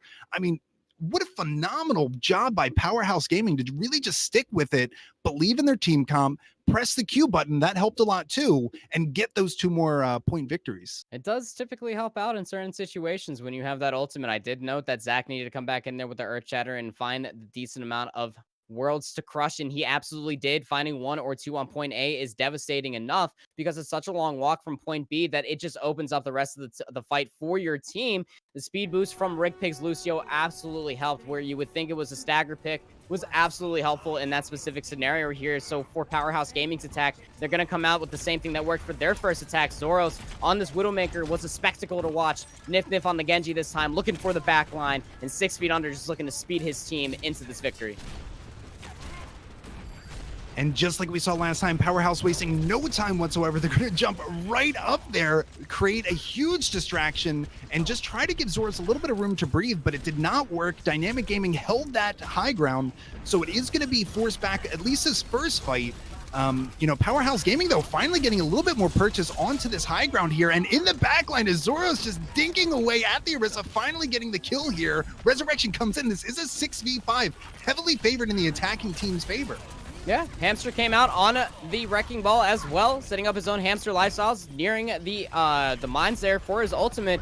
But you might as well just save those for the final point. I believe that Dynamic Gaming already understands that, but the re-engage comes through. Look at Mythos on this Primal Rage just to clean up anything that he sees. Those arms just can be very strong for that. Now it will be the point unlocking, point B rather, unlocking for Powerhaus as they set up a attempt of a snowball. Will Zoros give up the ult charge of the infrared sight, or will he come back off here on the Widowmaker? Nif, however, will have a Dragon Blade, a very good ultimate to snowball into point B. Yeah, Nif is available here, and they are going to hang on to the Widowmaker. Infrasights have been popped here, but you better watch out. That Junkrat tire is coming out here. The beat coming in, trying to keep everybody alive for long enough, but the tire can wait it out. How about this? The tire is still alive, not going to get a whole ton of value, and it is going to be generic taken out by K2. Yeah, the spacing's still available. Zoro came over here with the infrared sight, and the Dragon Blade is going to help him out with that as well. One member on the point, that's going to be it's going to be K2 rather, just to stuff any member coming back. Nif will go down, however, but now they have more members because the resurrection from Ice King is there. Yeah, and Zoros is just on the high ground, on the archway for free, attempting to shoot a moth out of the air. That is not advised. I don't think she has a hitbox when she goes into Valkyrie form, but it is still a fight that's being completely slowed down here by Sept. How about this with the 2 headshots? He is taken out, but being on the defense, opening up with a 2-for-1, that is always going to be worth it here. This might be Dynamic Gaming getting a moment here, and they do have a moment to breathe. It is going to be a 2-tick capture for Powerhaus, but that really looked like it was going to be all 3 ticks there, and just Sept would not let it happen. Sept was not allowing anybody to capture this second point, but they got 2 ticks. Did Powerhaus Gaming with 3 minutes and 45 seconds left here. They're going to try to build up as many ultimates or a vanilla snowball at that. That actually sounds pretty delicious when I say it like that. But Ice King going over to the Moira, Nif, and Zoro swapping over the DPS picks. Brigitte and the Reaper have come back on the point B attack here for Powerhaus Gaming, and that's going to be very hard for Zach, who's about to have the Primal Rage, find the punching and the furious Primal Rage that he has been looking for all game. And Hamster on the Wrecking Ball coming in here with the pile drive. I was already trying to get the heck out of dodge. He knows what he sees. I love this. No fear by Hamson, goes right in, gets as much value as possible, makes it out, but it's going to be Zoros getting the first pick onto Stickman, paying for it with his life, but no mercy is available here for Dynamic Gaming. This is a great opportunity for Powerhaus to try to push their advantage. Yeah, pushing advantage is the name of this composition, but with Zoros already down, they have to use support ultimates, and that's the sound barrier being convincingly used there from 6 feet under, and Rick Pig answers back with his own. Yeah, 2 sound barriers on both sides here. It's going to be Ice King getting a pick. Recently switched onto this Moira, already has Coalescence available. K2 getting a 2K there. Sept once again trying to keep this fight alive here. 95% cap on the point. Is anybody going to be able to solve this out here? The res actually comes in for Generic. Look at Powerhaus Gaming. Oh, man. Gaming, they will not let this go. Generic with the 2K. Yeah, 2K Riptire is going to go ahead and spell the end of this defense. You would think so, but Ice King coming back here on the Moira, spitting out a damage biotic grenade and using the alternate fire to get as much juice back as possible. So much damage if you leave it uncontested, along with Nifnif's Reaper and K2 over here on the D.Va. It's about to be close to another self-destruct. They are just 8% shy here as Hamster comes back in with more remote mines, just trying to shut down more spacing possibly available, but no one's stopping Nifnif. Nif is available there. He does get the pick, and there's going to be Stickman using that Valkyrie here. Take a look at this. 3 kills. This might be enough to finally push Powerhaus Gaming off the point. Zach really just showing off now, getting a 3rd kill there. Wow, what a fight. Getting it all the way to 92.4% cap, but they weren't able to close it out. They got 2 CP'd. What a shame. But, you know, Powerhaus Gaming has never been known to just let things go. Expect some fireworks coming out here in the next minute and a half. They were strong holding that defense there. Dynamic Gaming, to see their win condition set in their eyes. If they save this last bit of fight for as long as I can assume that it'll already be, they will be sitting in the driver's seat and getting a game up on a Powerhaus Gaming. A wall will come through because Generic on the main now is about to be nearing the Blizzard. Raypick has a sound barrier, might be used this next fight here to combat it against all the armor, and he does.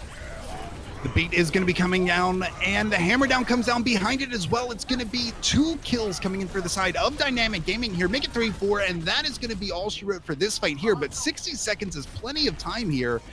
They can really slow things down, decide how they want to approach and get one more fight in. Or if they're fast, they might try to get 2 fights.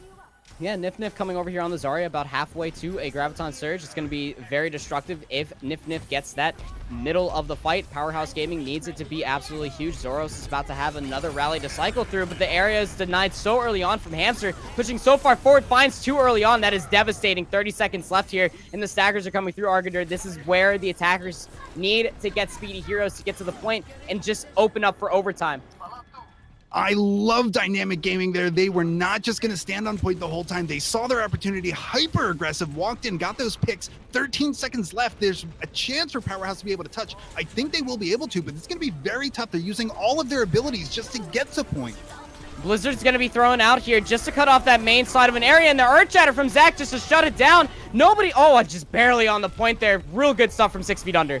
Shep opening up with the 2K on the Fair Barrage, following it up with another kill, make it 4 kills for Shep, and Dynamic Gaming able to hold off another onslaught coming in from Powerhaus. This is going to be a full hold onto point B. How about Dynamic Gaming taking a potentially awful situation of being kicked out, losing this match, and, you know, going down, having that first loss on your record? They are not done playing. How about this?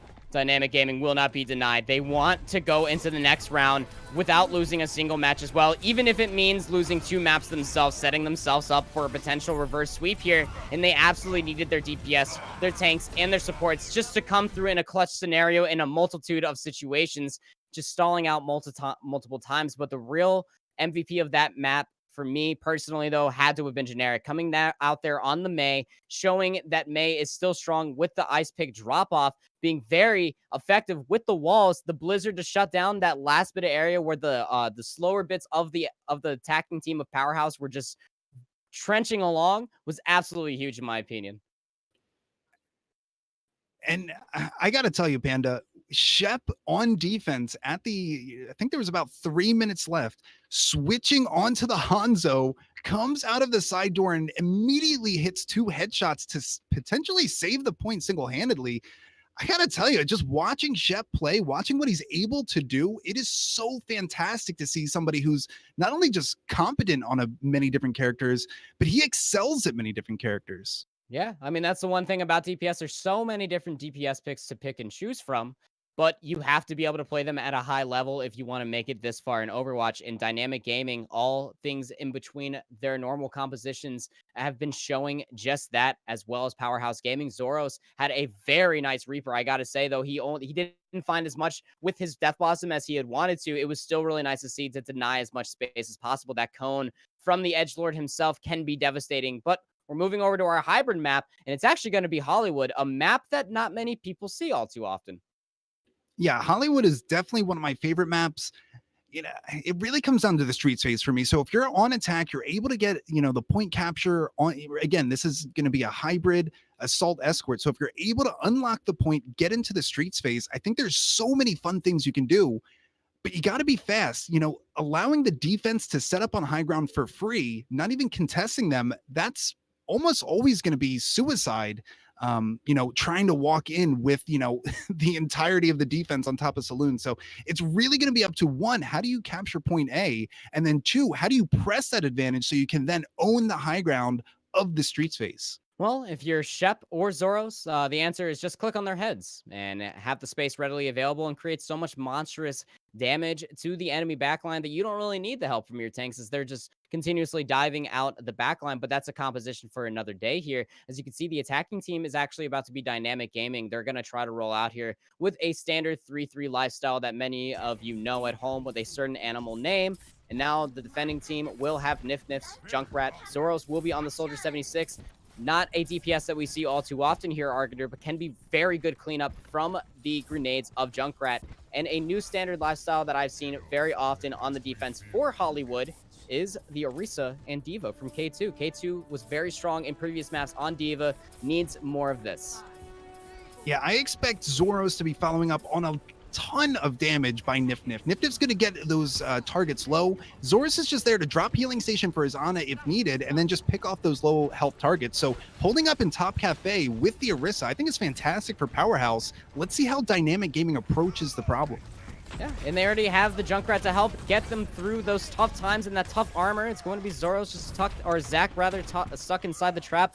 50% ult charge already over to Nif-Nif. Halfway to a tire can be devastating when you have this much armor and this much tanks on the side for Dynamic Gaming, but they're just getting healed up. They're getting the cooldowns back, and they're just going to speed here into the cafe area. What a fantastic boop coming in from Hamster. The D.Va on the side of Dynamic Gaming completely destroyed all of the hopes that, Powerhaus had of holding high ground there, but it might not be enough. He did get the boop off. Some of the kills are coming in the way of Powerhaus, but don't talk too soon. It's Dynamic Gaming getting a resurgence here in the mid fight, hopefully able to take out this Orisa, but no, Hamster taken out so cleanly by Orisa, who was at 1 HP. Nif-Nif following up with the kill, and finally it's going to be Dynamic getting pushed back here from what seemed like one of the best D.Va boops that I think could have happened from Hamster. That was such a high IQ play. It was almost what they wanted, but the boop was unfortunately unfavorable for the attacking team of Dynamic Gaming. You want to keep them in that same spot. Cycling through high ground and low ground will favor for the enemy team that doesn't have to run goats into the back line. There's no range on the side of Dynamic Gaming, so the Coalescence is going to come out here just to try to sustain them through the attack here. It's going to be able to find one early on. And it's going to be this tactical visor being popped by Zoros here, putting out a ton of damage, but not getting any kills. He is going to get its first credit for the kill. Nif-Nif following up, getting a kill as well. Stickman has already pulled out of this fight here, so it's going to be Dynamic Gaming once again resetting. They've got 2 minutes left on the clock here. And the question is, they really only need 2 ticks here. A couple of just very clean picks could do it. Are they going to be switching off? It looks like Stickman is thinking about it. He is going to go to the Mercy. Yeah, gonna have a full pharmacy here. A little bit more standard stuff coming out from Hollywood Attack. It's gonna come down to Zach having the Earth Shatter. Shep will have this Graviton Surge. Needs to make it huge for Hamster to lob a self-destruct in there as well. Both DPS ultimates going out of the way from Zoros and Nif-Nif, but it might not even matter because there's still a lot of tanks, and Nif-Nif is getting a lot of damage done. The fight is going to open up here. 2 ticks have been gotten for Dynamic Gaming. Powerhaus doesn't care. They just want to win the fight, and they're going to take it straight to the point here. Zach getting the kill. It's going to be fire in the hole. And Zarya Graviton Surge coming out. Shep getting a kill as well. Dynamic Gaming finally getting their feet underneath of them. And it is going to be a point capture by Dynamic Gaming there. I don't know that Powerhaus was ready for all that aggression that came out, but it did work out in Dynamic Gaming's favor, and they are going to be moving to the street space. This is kind of the same thing that they pulled out on Temple of Anubis here, Argander, is that Rigpig just speed boosts them in, and then they just absolutely obliterated them. Zach had that Earth Shattering, even if he found 1, if not 2, in the backline in the bottom of Cafe. It was absolutely needed. They got a tick primarily for, or almost for free, because Zach was going to swap over to Winston for the street space anyway. They need to deny the high ground from Zoros, and look at that, doing just so. Generic with the headshot on the Zoros. Can't punish the res, however, but that's a cooldown out of the way for the next 30 seconds of the defending team, or the attacking team, rather. Yeah, Dynamic Gaming is in complete control of the high ground. They can pick and choose when they go in, and it's going to be Zach going in, getting the Zoro's pick. Unfortunately, not being able to follow up his Hamster, getting taken out of the mech, but it might not matter here. The DPS is in the back line, getting dash resets his Generic, and finally getting those last few kills. So, again, just like we mentioned before, having that high ground just really allowed Dynamic Gaming to pick and choose when they took the fight, and it worked out beautifully for them. Yeah, deny the high ground from the enemy Widow, give it to your Widowmaker as well. We've seen what Sept has been able to do when he's uncontested, about to have a infrared slice, but Stickman popping away the Valkyrie here, setting up and ready for the defense to come back through, but Zoro's answering back on his Sept very quickly. Yeah, Zora's opening up with the pick there. Dynamic Gaming really has to try to make this work, but that's not what you want to see. Stickman is going to be able to take out the Widowmaker there. Here comes the blade coming out from Nif, and it's going to be Generic answering with his own blade. Nif getting the value first, taking out Stickman, getting a little bit of vengeance for Zoros. Mythos going to be following up, and that's going to be the first fight of the Streets phase lost by Dynamic Gaming there. The battling Genji blades was just really, really fun to watch. It's so poetic like that when they're pulled out in perfect harmony. You almost wish that they would clank together and they would put out like a wonderful like B flat of sword, but not today, however. Maybe later in Overwatch. But this is where most teams on attack find themselves getting absolutely stunned and staggered. Where the payload is actually very favorable for the defending team. They're able to get back there very quickly on the dive targets or the dive composition that they are on to set up Zoros on this high ground, looking for that proverbial pick. Not a lot of shielding coming out from the attacking team of Dynamic Gaming. Hamster swapping over to the Hammond, coming in early and finding a big old pile driver on top of the saloon. Really just trying to catch Powerhaus, not paying attention there. The Hammond walking in, the rest of the tanks there, and then Sept is going to get a headshot onto Ice King. What a great bomb coming out from K2, only able to get one kill of value, so it is still going to be a 5v4 on the point here, and it looks like the attacking team, Dynamic Gaming, might get it in, and yeah, they are getting the res in as well. It's completely up to K2 to try to stall this point out long enough for those respawns to come in. Yeah, and you can see them just trying to deal with the respawns. Dash resets are his best friend is Generic. Kills will be coming through from Zoros' toggled scope, but it's not going to be enough in the end. It might just be if Mythos popping this Primal Rage can set up enough time and stall this cart out for the team to get back in here, but he is all to no avail. Oh, actually just in time. Here comes K2. The stall is real, but Nif has had enough of this. He wants to pull out the blade and try to get some value here. Is able to take out Rig Picket. Once again, we've got some battling blades here, but now Generic opening up, getting the 2K, taking out Nif. Wow, what a turnaround. Turnaround just being hugely and oddly available there. Nif go ahead and using it. The Dragon Blade is going to go ahead and swap over to the Sombra anyway. It worked out so well for them when Sept was playing the Widowmaker beforehand on Temple of Anubis, trying to recreate that same magic now. But Generic and Sept together as a DPS duo have been running on a tangent ever since Hamster, well, swapped over to the Hamster. Zach has been finding these timely dives back and forth, and it's just enabling Rig Pig to stay alive, speed boosting his teams all over the place, nearing another sound barrier when it just seemed yet like about 5 seconds ago that he used his first. Shep is able to get his first win on that Widow 1v1. It's been Zoros. I think he got one pick earlier, but Zoros has just been so commanding in the Widowmaker role here. But it's Shep really just peppering down Powerhaus. They're going to have to figure out some way to get out of the line of sight here. Look at Mythos already taken out here. Generic getting the dash reset. So this is a great opportunity for Dynamic Gaming, and it looks like they're going to take it here, pushing all the way back into the spawn. Zach getting the kill onto Ice King. Yeah, and that's going to be very devastating for the defending team. No stagnant heals coming out from their backline anytime soon. He was 20% shy to a nano boost, so as they recontest here, they're going to have an over-sustainability. Transcendence will be available, but they got to make it on the point. The mine's already coming through from Hamster, however. Very difficult to get through on a dive tank like Mythos. And the mines are going to be on point here, but how about this? Nerf this coming in. The big bomb from K2, getting the 2 picks. Generic in the meanwhile getting 2 picks of his own with the Genji Blade. Yeah, the Dragon Blade absolutely needed to be huge for Generic. We will be coming up onto this fight for his team. Look at all the dash resets in the end. The kill feed might be glowing in red, but it's all Generic, baby. I mean, that is what DPS do just in a fine and timely fashion. They clean up after the tanks and all the spread created and available from Hamster on the Wrecking Ball.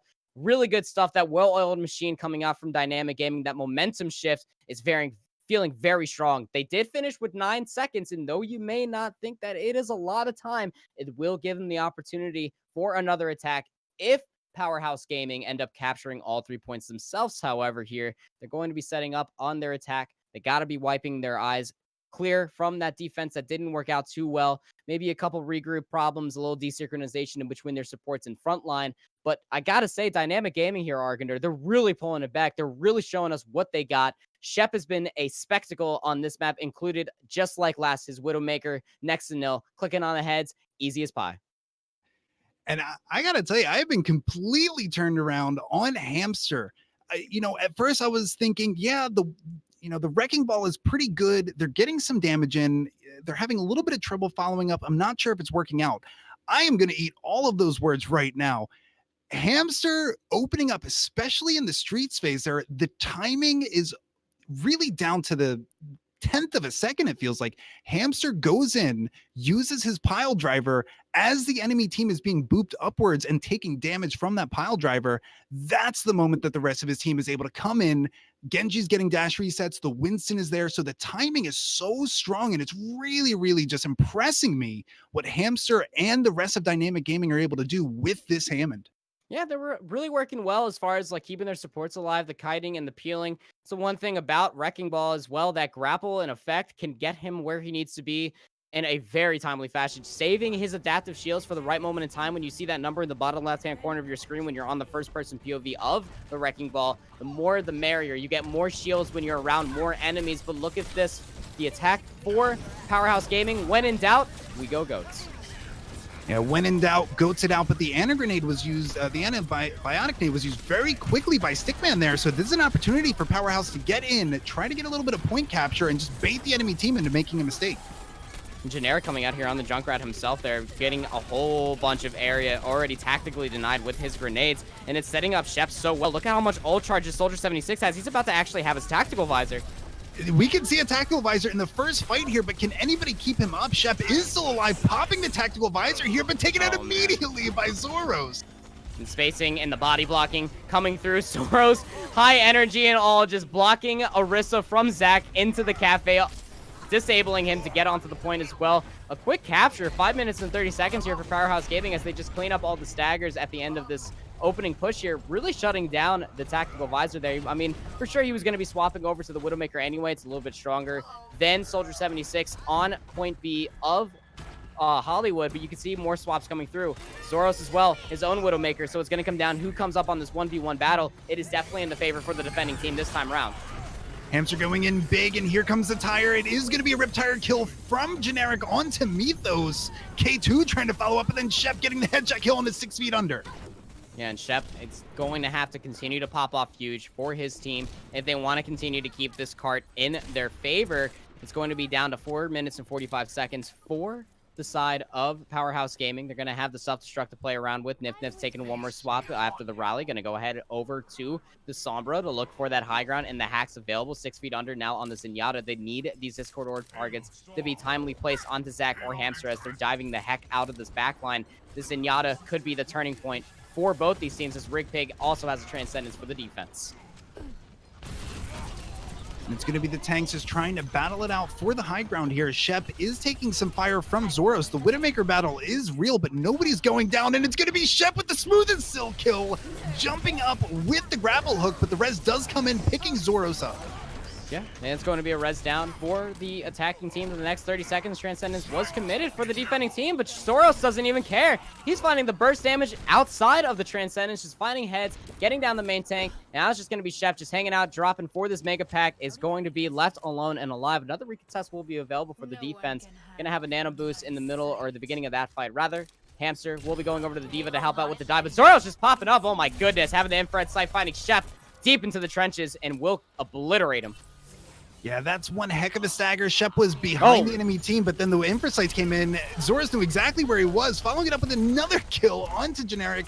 Finally taken down by Hamster, but it's all the kills going in the way of Powerhaus, and it looks like they might be able to get point B through the streets phase right here, right now. Hamster was unable to stay inside the mech and unable to boost over to the point to start stalling it out, so a smooth cart will be rolling into point C here for Powerhaus Gaming. No swaps will be needing to come through because Nif will be having this the Sombra ultimate. The EMP can be absolutely devastating for the defending team here. Along with 6 feet under, having the Transcendence, both support ultimates. Ice King having the Valkyrie ready for the defense when Mythos dives in. can be over-sustained, especially when you have a Resurrection uncontested from Ice King like that.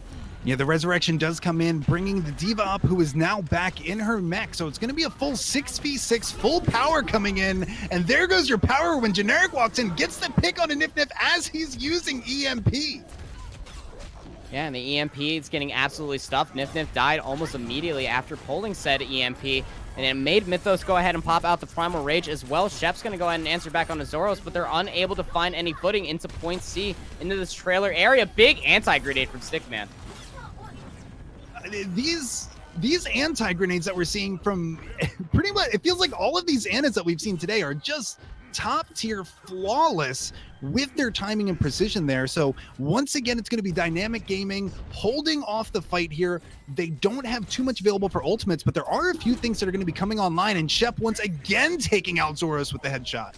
Yeah, that's going to be one of those head scratchers there. Hopefully not a tilter for Zoros, because Powerhaus Gaming need them to continue to perform adequately. Going to be a double sniper composition as they walk back in here, a triple sniper if you will, because Ice King taking matters into his own hand, wanting to go back onto that Ana, but Stickman, the Ana for the defending team here for Dynamic Gaming, is about to have a nano boost. Who's it going to go over to? Hamster is so close to this Graviton Surge that if he has enough charge, it is going to be devastating. The nano boost onto the Reinhardt in the middle of it as well, that's enough damage to save you through any grab. So both teams just continuing to trade a little bit of damage here and there. Nobody wants to commit first. It's really just about which one of those shields breaks first. Is it going to be Zach or is it going to be Mythos? Mythos just trying to stay alive here and trying to find the shield and the placement, but it's getting absolutely obliterated. Hamster is so high charge, and it just drops for 1 second, and there goes Zoros' head. And they are going to be investing the Transcendence there from 6 feet under. Nif Nif trying to make as much work as possible come through. It's going to be the block, though. Mythos taking Zach's Earthshatter and completely nullifying it by holding that shield up. Nif Nif following up with the kill on that Dragon Strike. And then Ice King once again showing us what he can do with these Ananades. Yeah, and that's one of the more devastating parts. Ice King actually built up a nano boost there within about 30 seconds of play. Earthshatter to come along with it. Get those just absolutely showing his guns there. This is how you shatter Zach and knocks him on the ground, unable to contest the point.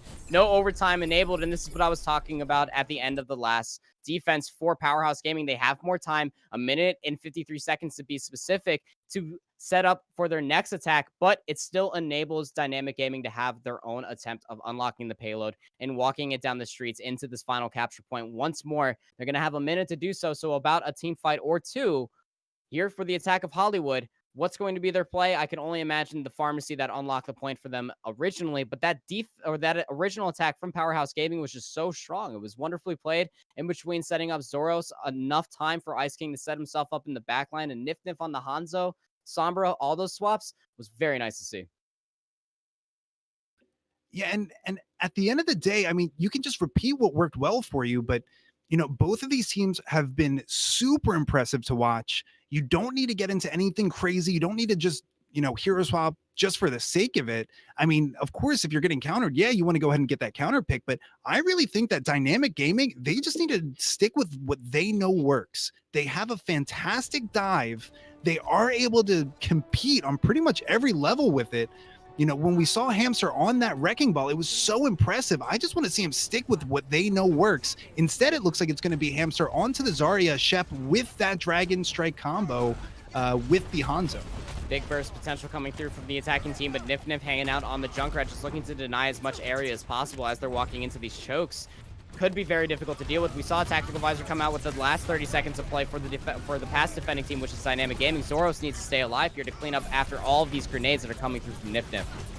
And Hamster already at 90 energy on that Zarya. This is 100 energy on the Zarya. This is frightening to watch. Still on the point here. It looks like a tick, and almost two has been taken out, but it's going to be 6 feet under, trying to keep it alive here, getting a pick on a generic, and all of the bodies are falling on the side of Powerhaus. This is going to be Dynamic Gaming getting a very early capture, about 45 seconds to be able to do that. Still about 75% energy on Hamster and 70% to that Graviton Surge. Very smart and proactive play coming out from Dynamic Gaming. Hamster, such high energy, just shutting down the entire composition that the defense was trying to throw at them. Any shield in front of his eyes is going to get obliterated past 75% charge. But here is the point of this final push. We are in overtime, Argender. So if anybody gets off the point and it goes uncontested for a decent amount of time, even half a second, it will go into Powerhouse's favor. So that's why Zach on this Reinhardt needs to stay alive and keep his shield flickering. And they need to be careful of this dive coming in. And immediately, as soon as the fight breaks out, Hamster is back up to 100 energy, getting the first pick. It's going to be Sept taking out Zorus with the Widow 1v1. Graviton Surge is already available here. Several ultimates coming online for the side of Dynamic Gaming. This is exactly what we talk about when we say a snowball. This is what it looks like. Winning that first fight is so crucial. They were able to build up so many ultimates, and now if they continue to cycle through, I mean, this overtime could be going for quite some time. Yeah, Hamster's going to be saving that Graviton Surge. Shep on this Widowmaker is cutting down one door line before anybody can walk back through because it's Mythos on this, the Winston rather. The late swap coming off of Orisa won't have the Primal Rage for this next fight. K2 on the self-destruct needs to be huge, but not if you get Earthshatter down nor attempt to use it. Graviton Surge to follow. They're throwing everything they've got, Dynamic Gaming is, and it's going to be paying off right here with a team wipe.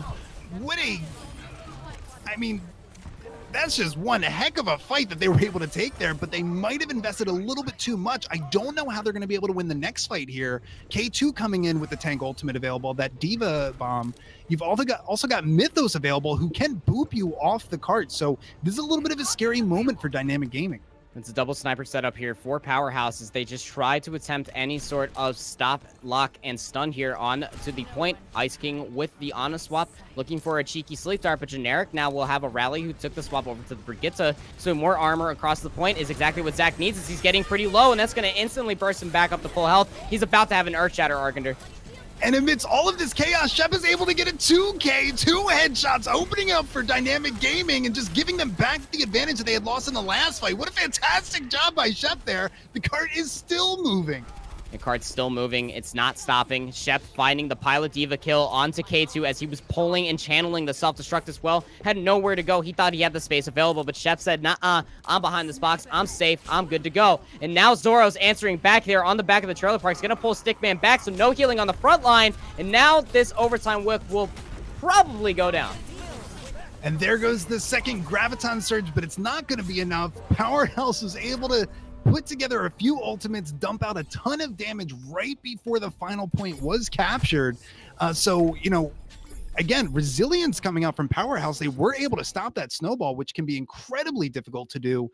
But man, not before Dynamic Gaming was able to do a ton of damage.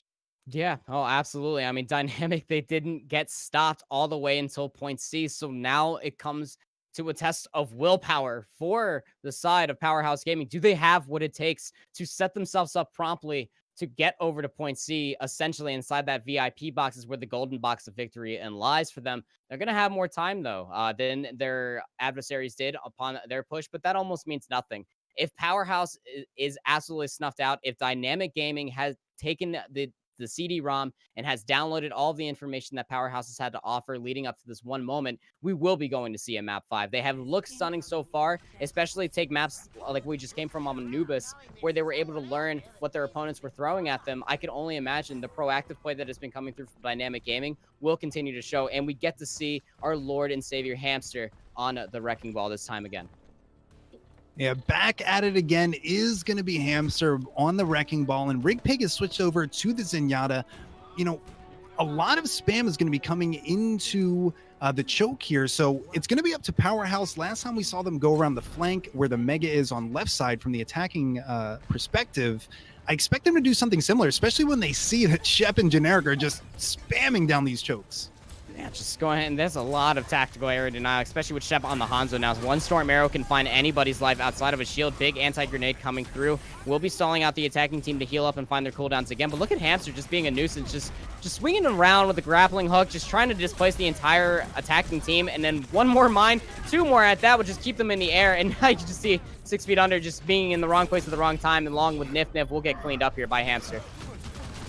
Hamster just does not care. He knows that when he goes into the enemy team using that pile driver ability, when he uses his shields, the E ability that Wrecking Ball has available, he can get up to, I believe it's 700 HP worth of shield. So even if he's going in alone and he's not getting any picks, it's almost impossible for him to die unless he gets CC'd into the ground. Yeah, absolutely right. And by moving in a death ball as well, that's what Hamster wants. That's what any Hammond wants too. If you're around 6 people, you're darn well above 1,300 health, and that is just so devastating. Zach will be cleaning up onto the pile of Diva, so now the attacking team of Powerhaus, they need to wait and waste more time in the spawn room, just waiting for K2 to come back. But look at all the ultimates for the defending team. They're about to have a supercharger. The remote mines will be cutting off that choke, and here comes a Riptire. It's going to be Generic opening up with the Riptire, getting 1 kill, but that's all he needed, taking Mythos out of the fight. There's no main tank available for the side of Powerhaus, so they are going to have to reset here. And let's take a quick look over at the time bank. We're getting down to 1 minute, 9 seconds left. And if you remember, that's what Dynamic Gaming started with when they took their attack. So it is possible for Powerhaus to get back into it, but Dynamic Gaming, again, not letting it go that easily. So many ultimates available for the defense here. They are going to be opening up. Look at this. It's going to be the bongos, and it's going to be the mines coming on. Hamster finally getting the first kill. It's going to be on a Nif. Sept following up, and this is just a bloodbath. Look at Hamster getting a 3K. Area denied. Yeah, sounds pretty much about right. Supercharger going along with that as well to boost up the damage that Hamster was providing in the middle of that. He was the only one in their front line. That's how much space and denial that Dynamic Gaming is offering. Hanzo has yet to use his Dragon Strike. Sickman's been going to be hanging out on this Nano Boost as well. Who's it going to be going over to? Probably Hamster. As he goes in for another pile driver, just exhausting the time and the resources of the attacking team. Nif on this Pharah, trying to find more area and space. Speaking of that, K2 throwing into self-destruct, finds 2. It is going to be a 2K for K2. The Dragon is going to be able to come in. Nobody's going to die to it. Shep is going to get the kill the old-fashioned way with the bow and arrow, taking out Mythos, but all of the kills coming in for the side of Powerhaus. Resurrection coming in as well. And how about this? A mirror of what we just saw. Now we're into overtime. Point A is being capped. And for Powerhaus to be able to close this out, they need to get all the way to point C, which is very, very tough to do. Nano Boost onto Hamster as he's flying back in onto the Wrecking Ball, enabled his team to get back there in time. The mines have been undealt with, but the Earth Shatter's going to go ahead and shove him into a dirt nap there on the side of the payload. It's just a matter of time and a few staggers going through the favor of Powerhaus Gaming here in the end. They're about to be having so many more ultimates. This is very devastating for Dynamic Gaming. They need to die and respawn as quick as possible to set up a defense here on point B. Overtime is in effect here, Argender, but take a look at their ult bank. They have a Pharah Barrage to go inside. It's Graviton Surge. They have a Self-Destruct coming around the corner. Both support ultimates, Sound Barrier, and a Valkyrie coming out from Ice King and 6 Feet Under, respectively. They only invested Mythos and his Earth Shatter there in the winning fight. Yeah, it's very, very scary to walk into Powerhaus right now. And if you wait too long, they're just going to come in with that Graviton Barrage combo. Shep opening up, though, taking out Nif. I'm not sure if that's going to be resable, but they are going to try. And as soon as Ice King goes in for the res, it's going to be taken out by Shep as well. That is spelling disaster right now. The bomb is going to come and get a little bit of value. Generic taken out of the fight here. Powerhaus finally looking like they have a little bit more life left in them, and it's going to be on the back of the tanks. Mythos and K2 staying alive on point and trying to make the miracle real. That was real fantastic play coming out from the tanks there. Defense Matrix and Shield phasing in between because Ice King went down in that middle of that fight. Never forget, because he did die with the Valkyrie ultimate. He actually is able to save that for this next opening of a point. They might actually capture point B because of it. Shep using the infrared sight just to try to find the snipe on Nif, who's flying in the sky, who's holding onto the barrage. Very hard to stick that without a Graviton Surge from a Pharah on point B of Hollywood. It is going to be Ice King opening up with the Valkyrie, trying to keep his team alive. Nif getting a huge kill onto Zach, who had Primal Rage available, was not able to use it in time. Taken out of the fight completely. Generic getting the deflection kill back onto Nif with his own ultimate, but it might not matter here. Powerhaus in a very, very comfortable position. That's how little pressure Ice King is under. Actually pulled out the Valkyrie and then was able to get the resurrection on a Nif. So they're still stacked as a 6 walking in here. 6 Feet Under is about to have the sound barrier as well. 2 more tank ultimates, about to be a full stack of them as well. Zoros just about 20% shy, and a whole lot of charge to that gun of Zarya from getting another Graviton Surge. Just shut down Generic on this Dragon Blade means everything for this attacking team. Stickman using the Valkyrie in the next turn of fights is going to be the deciding factor for the defending team of Dynamic Gaming. Ice King coming back out on to the Moira. Nifness swapping over to the Brigitte. When in doubt, goats it out. And let's see how it works out for him. Powerhaus finally getting to that position where they can see the end. They can see the goal they're trying to get to, but they've got a very scary team standing in their way. It's Dynamic Gaming. Generic has his blade available, but it might not matter. Mythos with a fantastic shatter onto the enemy team. The beat is going to come out, try to keep everybody alive for long enough. Generic does get a little bit of value there, but Powerhaus Gaming is going nuts with their tanks. Soros getting a kill. The shatter came through from Mythos, and then K2 following it up with a couple kills of his own. Is this going to happen? Stickman just flew in there too. He just needed to wait for one more member of his team to go in together. It's a huge stagger coming out. Overtime spawns are hugely in effect, and I don't think anybody's able to get back here in time. They won't. Powerhaus Gaming taking the series. Powerhaus wins it. Can you believe this? In overtime, Dynamic Gaming showed off their skill, their precision, their ability as gamers, but you gotta hand it to Powerhaus. How about that? What a fantastic job. They are gonna retain their undefeated title, but man, it was really hard to get that. Yeah, Dynamic Gaming is still going to have playoff potential here, only taking one match loss, but they're going to have a lot to learn off of coming against Powerhaus Gaming. They absolutely threw them against the wall.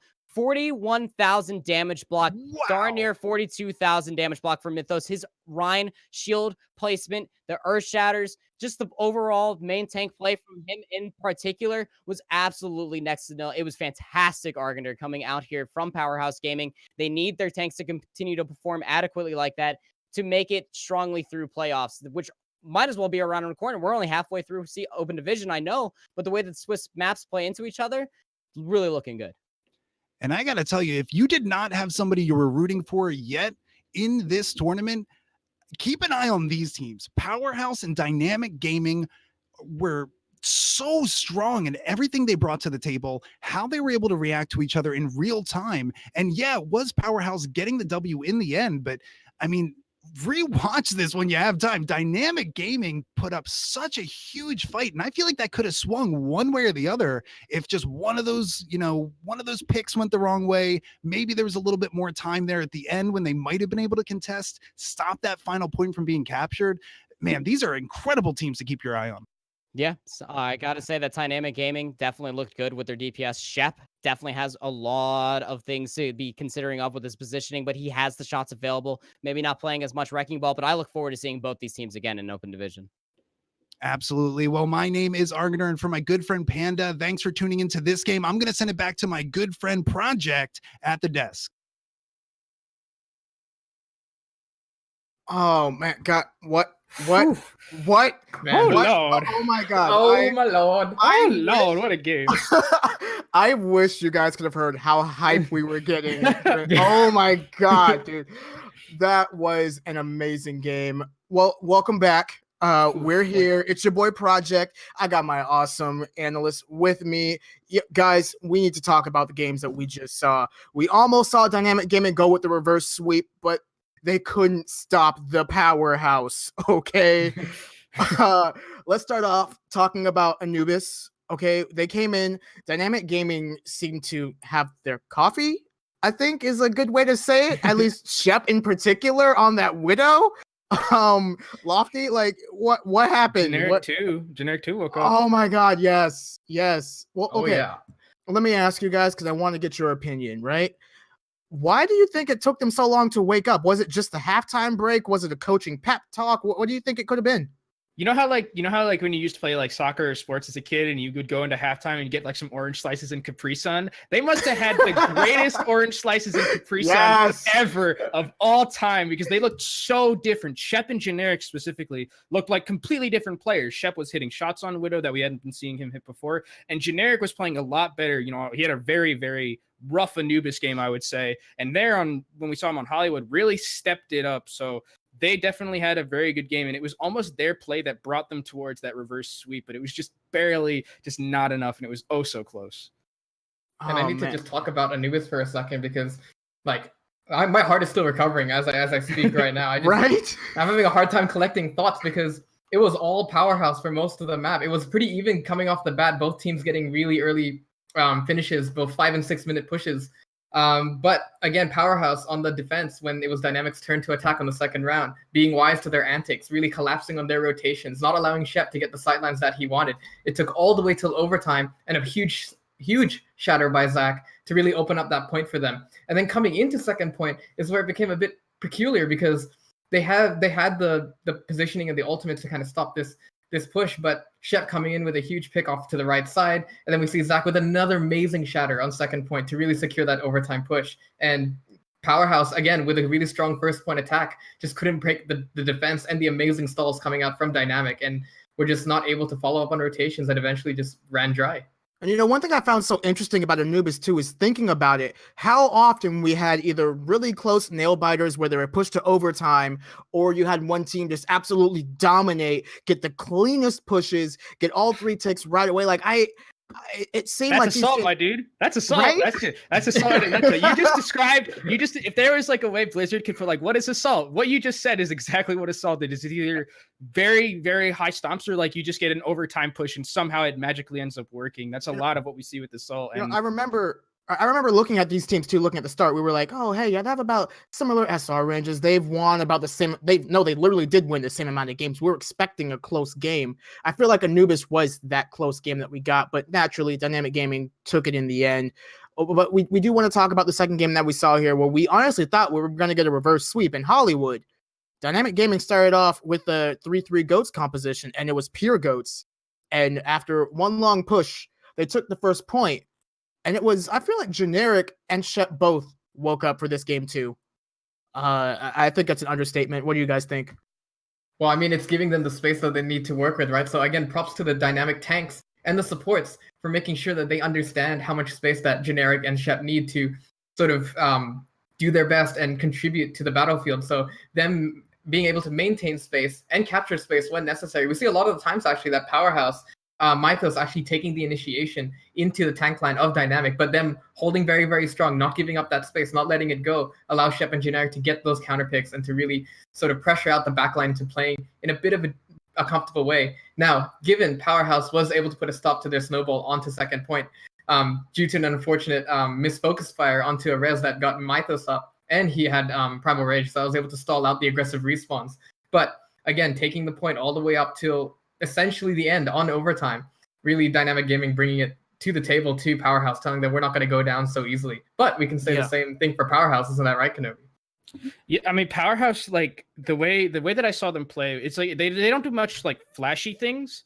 When I see Powerhouse, and with Dynamic, you see, you have Sept on the Widow, you have the hamster on the hamster who's just in that backline doing so much work. But it seems like for Powerhouse, they're just such a cohesive unit, and they don't have like those Zoros had some really good moments on Widow. Nif had a okay game on his DPS, but the DPS for Dynamic were very, very good. But it seemed like Powerhouse just had that communication and cohesion that Dynamic just lacked just a slight bit of, like how you mentioned, getting that res. They didn't have that target selection calling.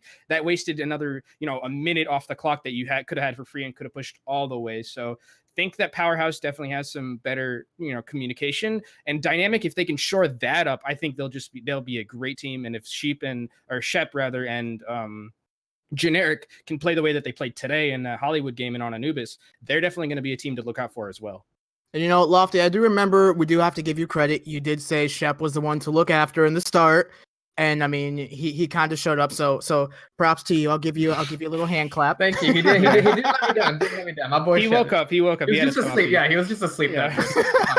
I get it. Time zones and everything. I get it. Yeah. Oh yeah. No, I'm just really curious though. Like, it was unfortunate that they had to wait until halftime before they really could wake up. But we saw some amazing Overwatch today, guys. I'm really happy that we got to experience this game, and of course, have you guys as my awesome analysts. I do want to give a quick shout out, of course, to the remainder of the team. We have Panda. Sorry, I'm losing names right here. Argander, thank you. You guys are amazing casters. Thank you for everything. Producers, all you guys' hard work out there. Of course, both teams, thank you for coming out, showing up. You guys worked hard. You guys put in a lot of good work. And then, of course, Broadcast.gg. my amazing team of collaborators, broadcasters. Once again, Red Skull Line under esports. We want it gone. We're making it real. We're making it legitimate. If you want to join us or check us out, go to Broadcast.gg or follow us on Twitter at Broadcast.gg. Spelled out. Don't actually put a dot there. I don't think Twitter handles can have periods in them. You got to spell it out. Yeah, just DOT. But guys, no, again, these were some amazing Overwatch games. Congratulations to Powerhaus and coming through and actually showing that they again are the Powerhouse. Dynamic Gaming, you guys came, you showed up, and you gave us some good matches, and you gave them a really hard fight, especially the fact that Powerhaus was a cohesive unit. Like, again, Overwatch is a team-based game. It's not like any other game where you can have one person really carry the team. No. You need everybody to really come through. Before we finish everything up here, any last thoughts between you guys? Kenobi? No, that's it for me on what this game. This game was great. I think we definitely saw what Open Division can bring us. So glad that we got this game, and glad we got to be on this with you two guys. Hey.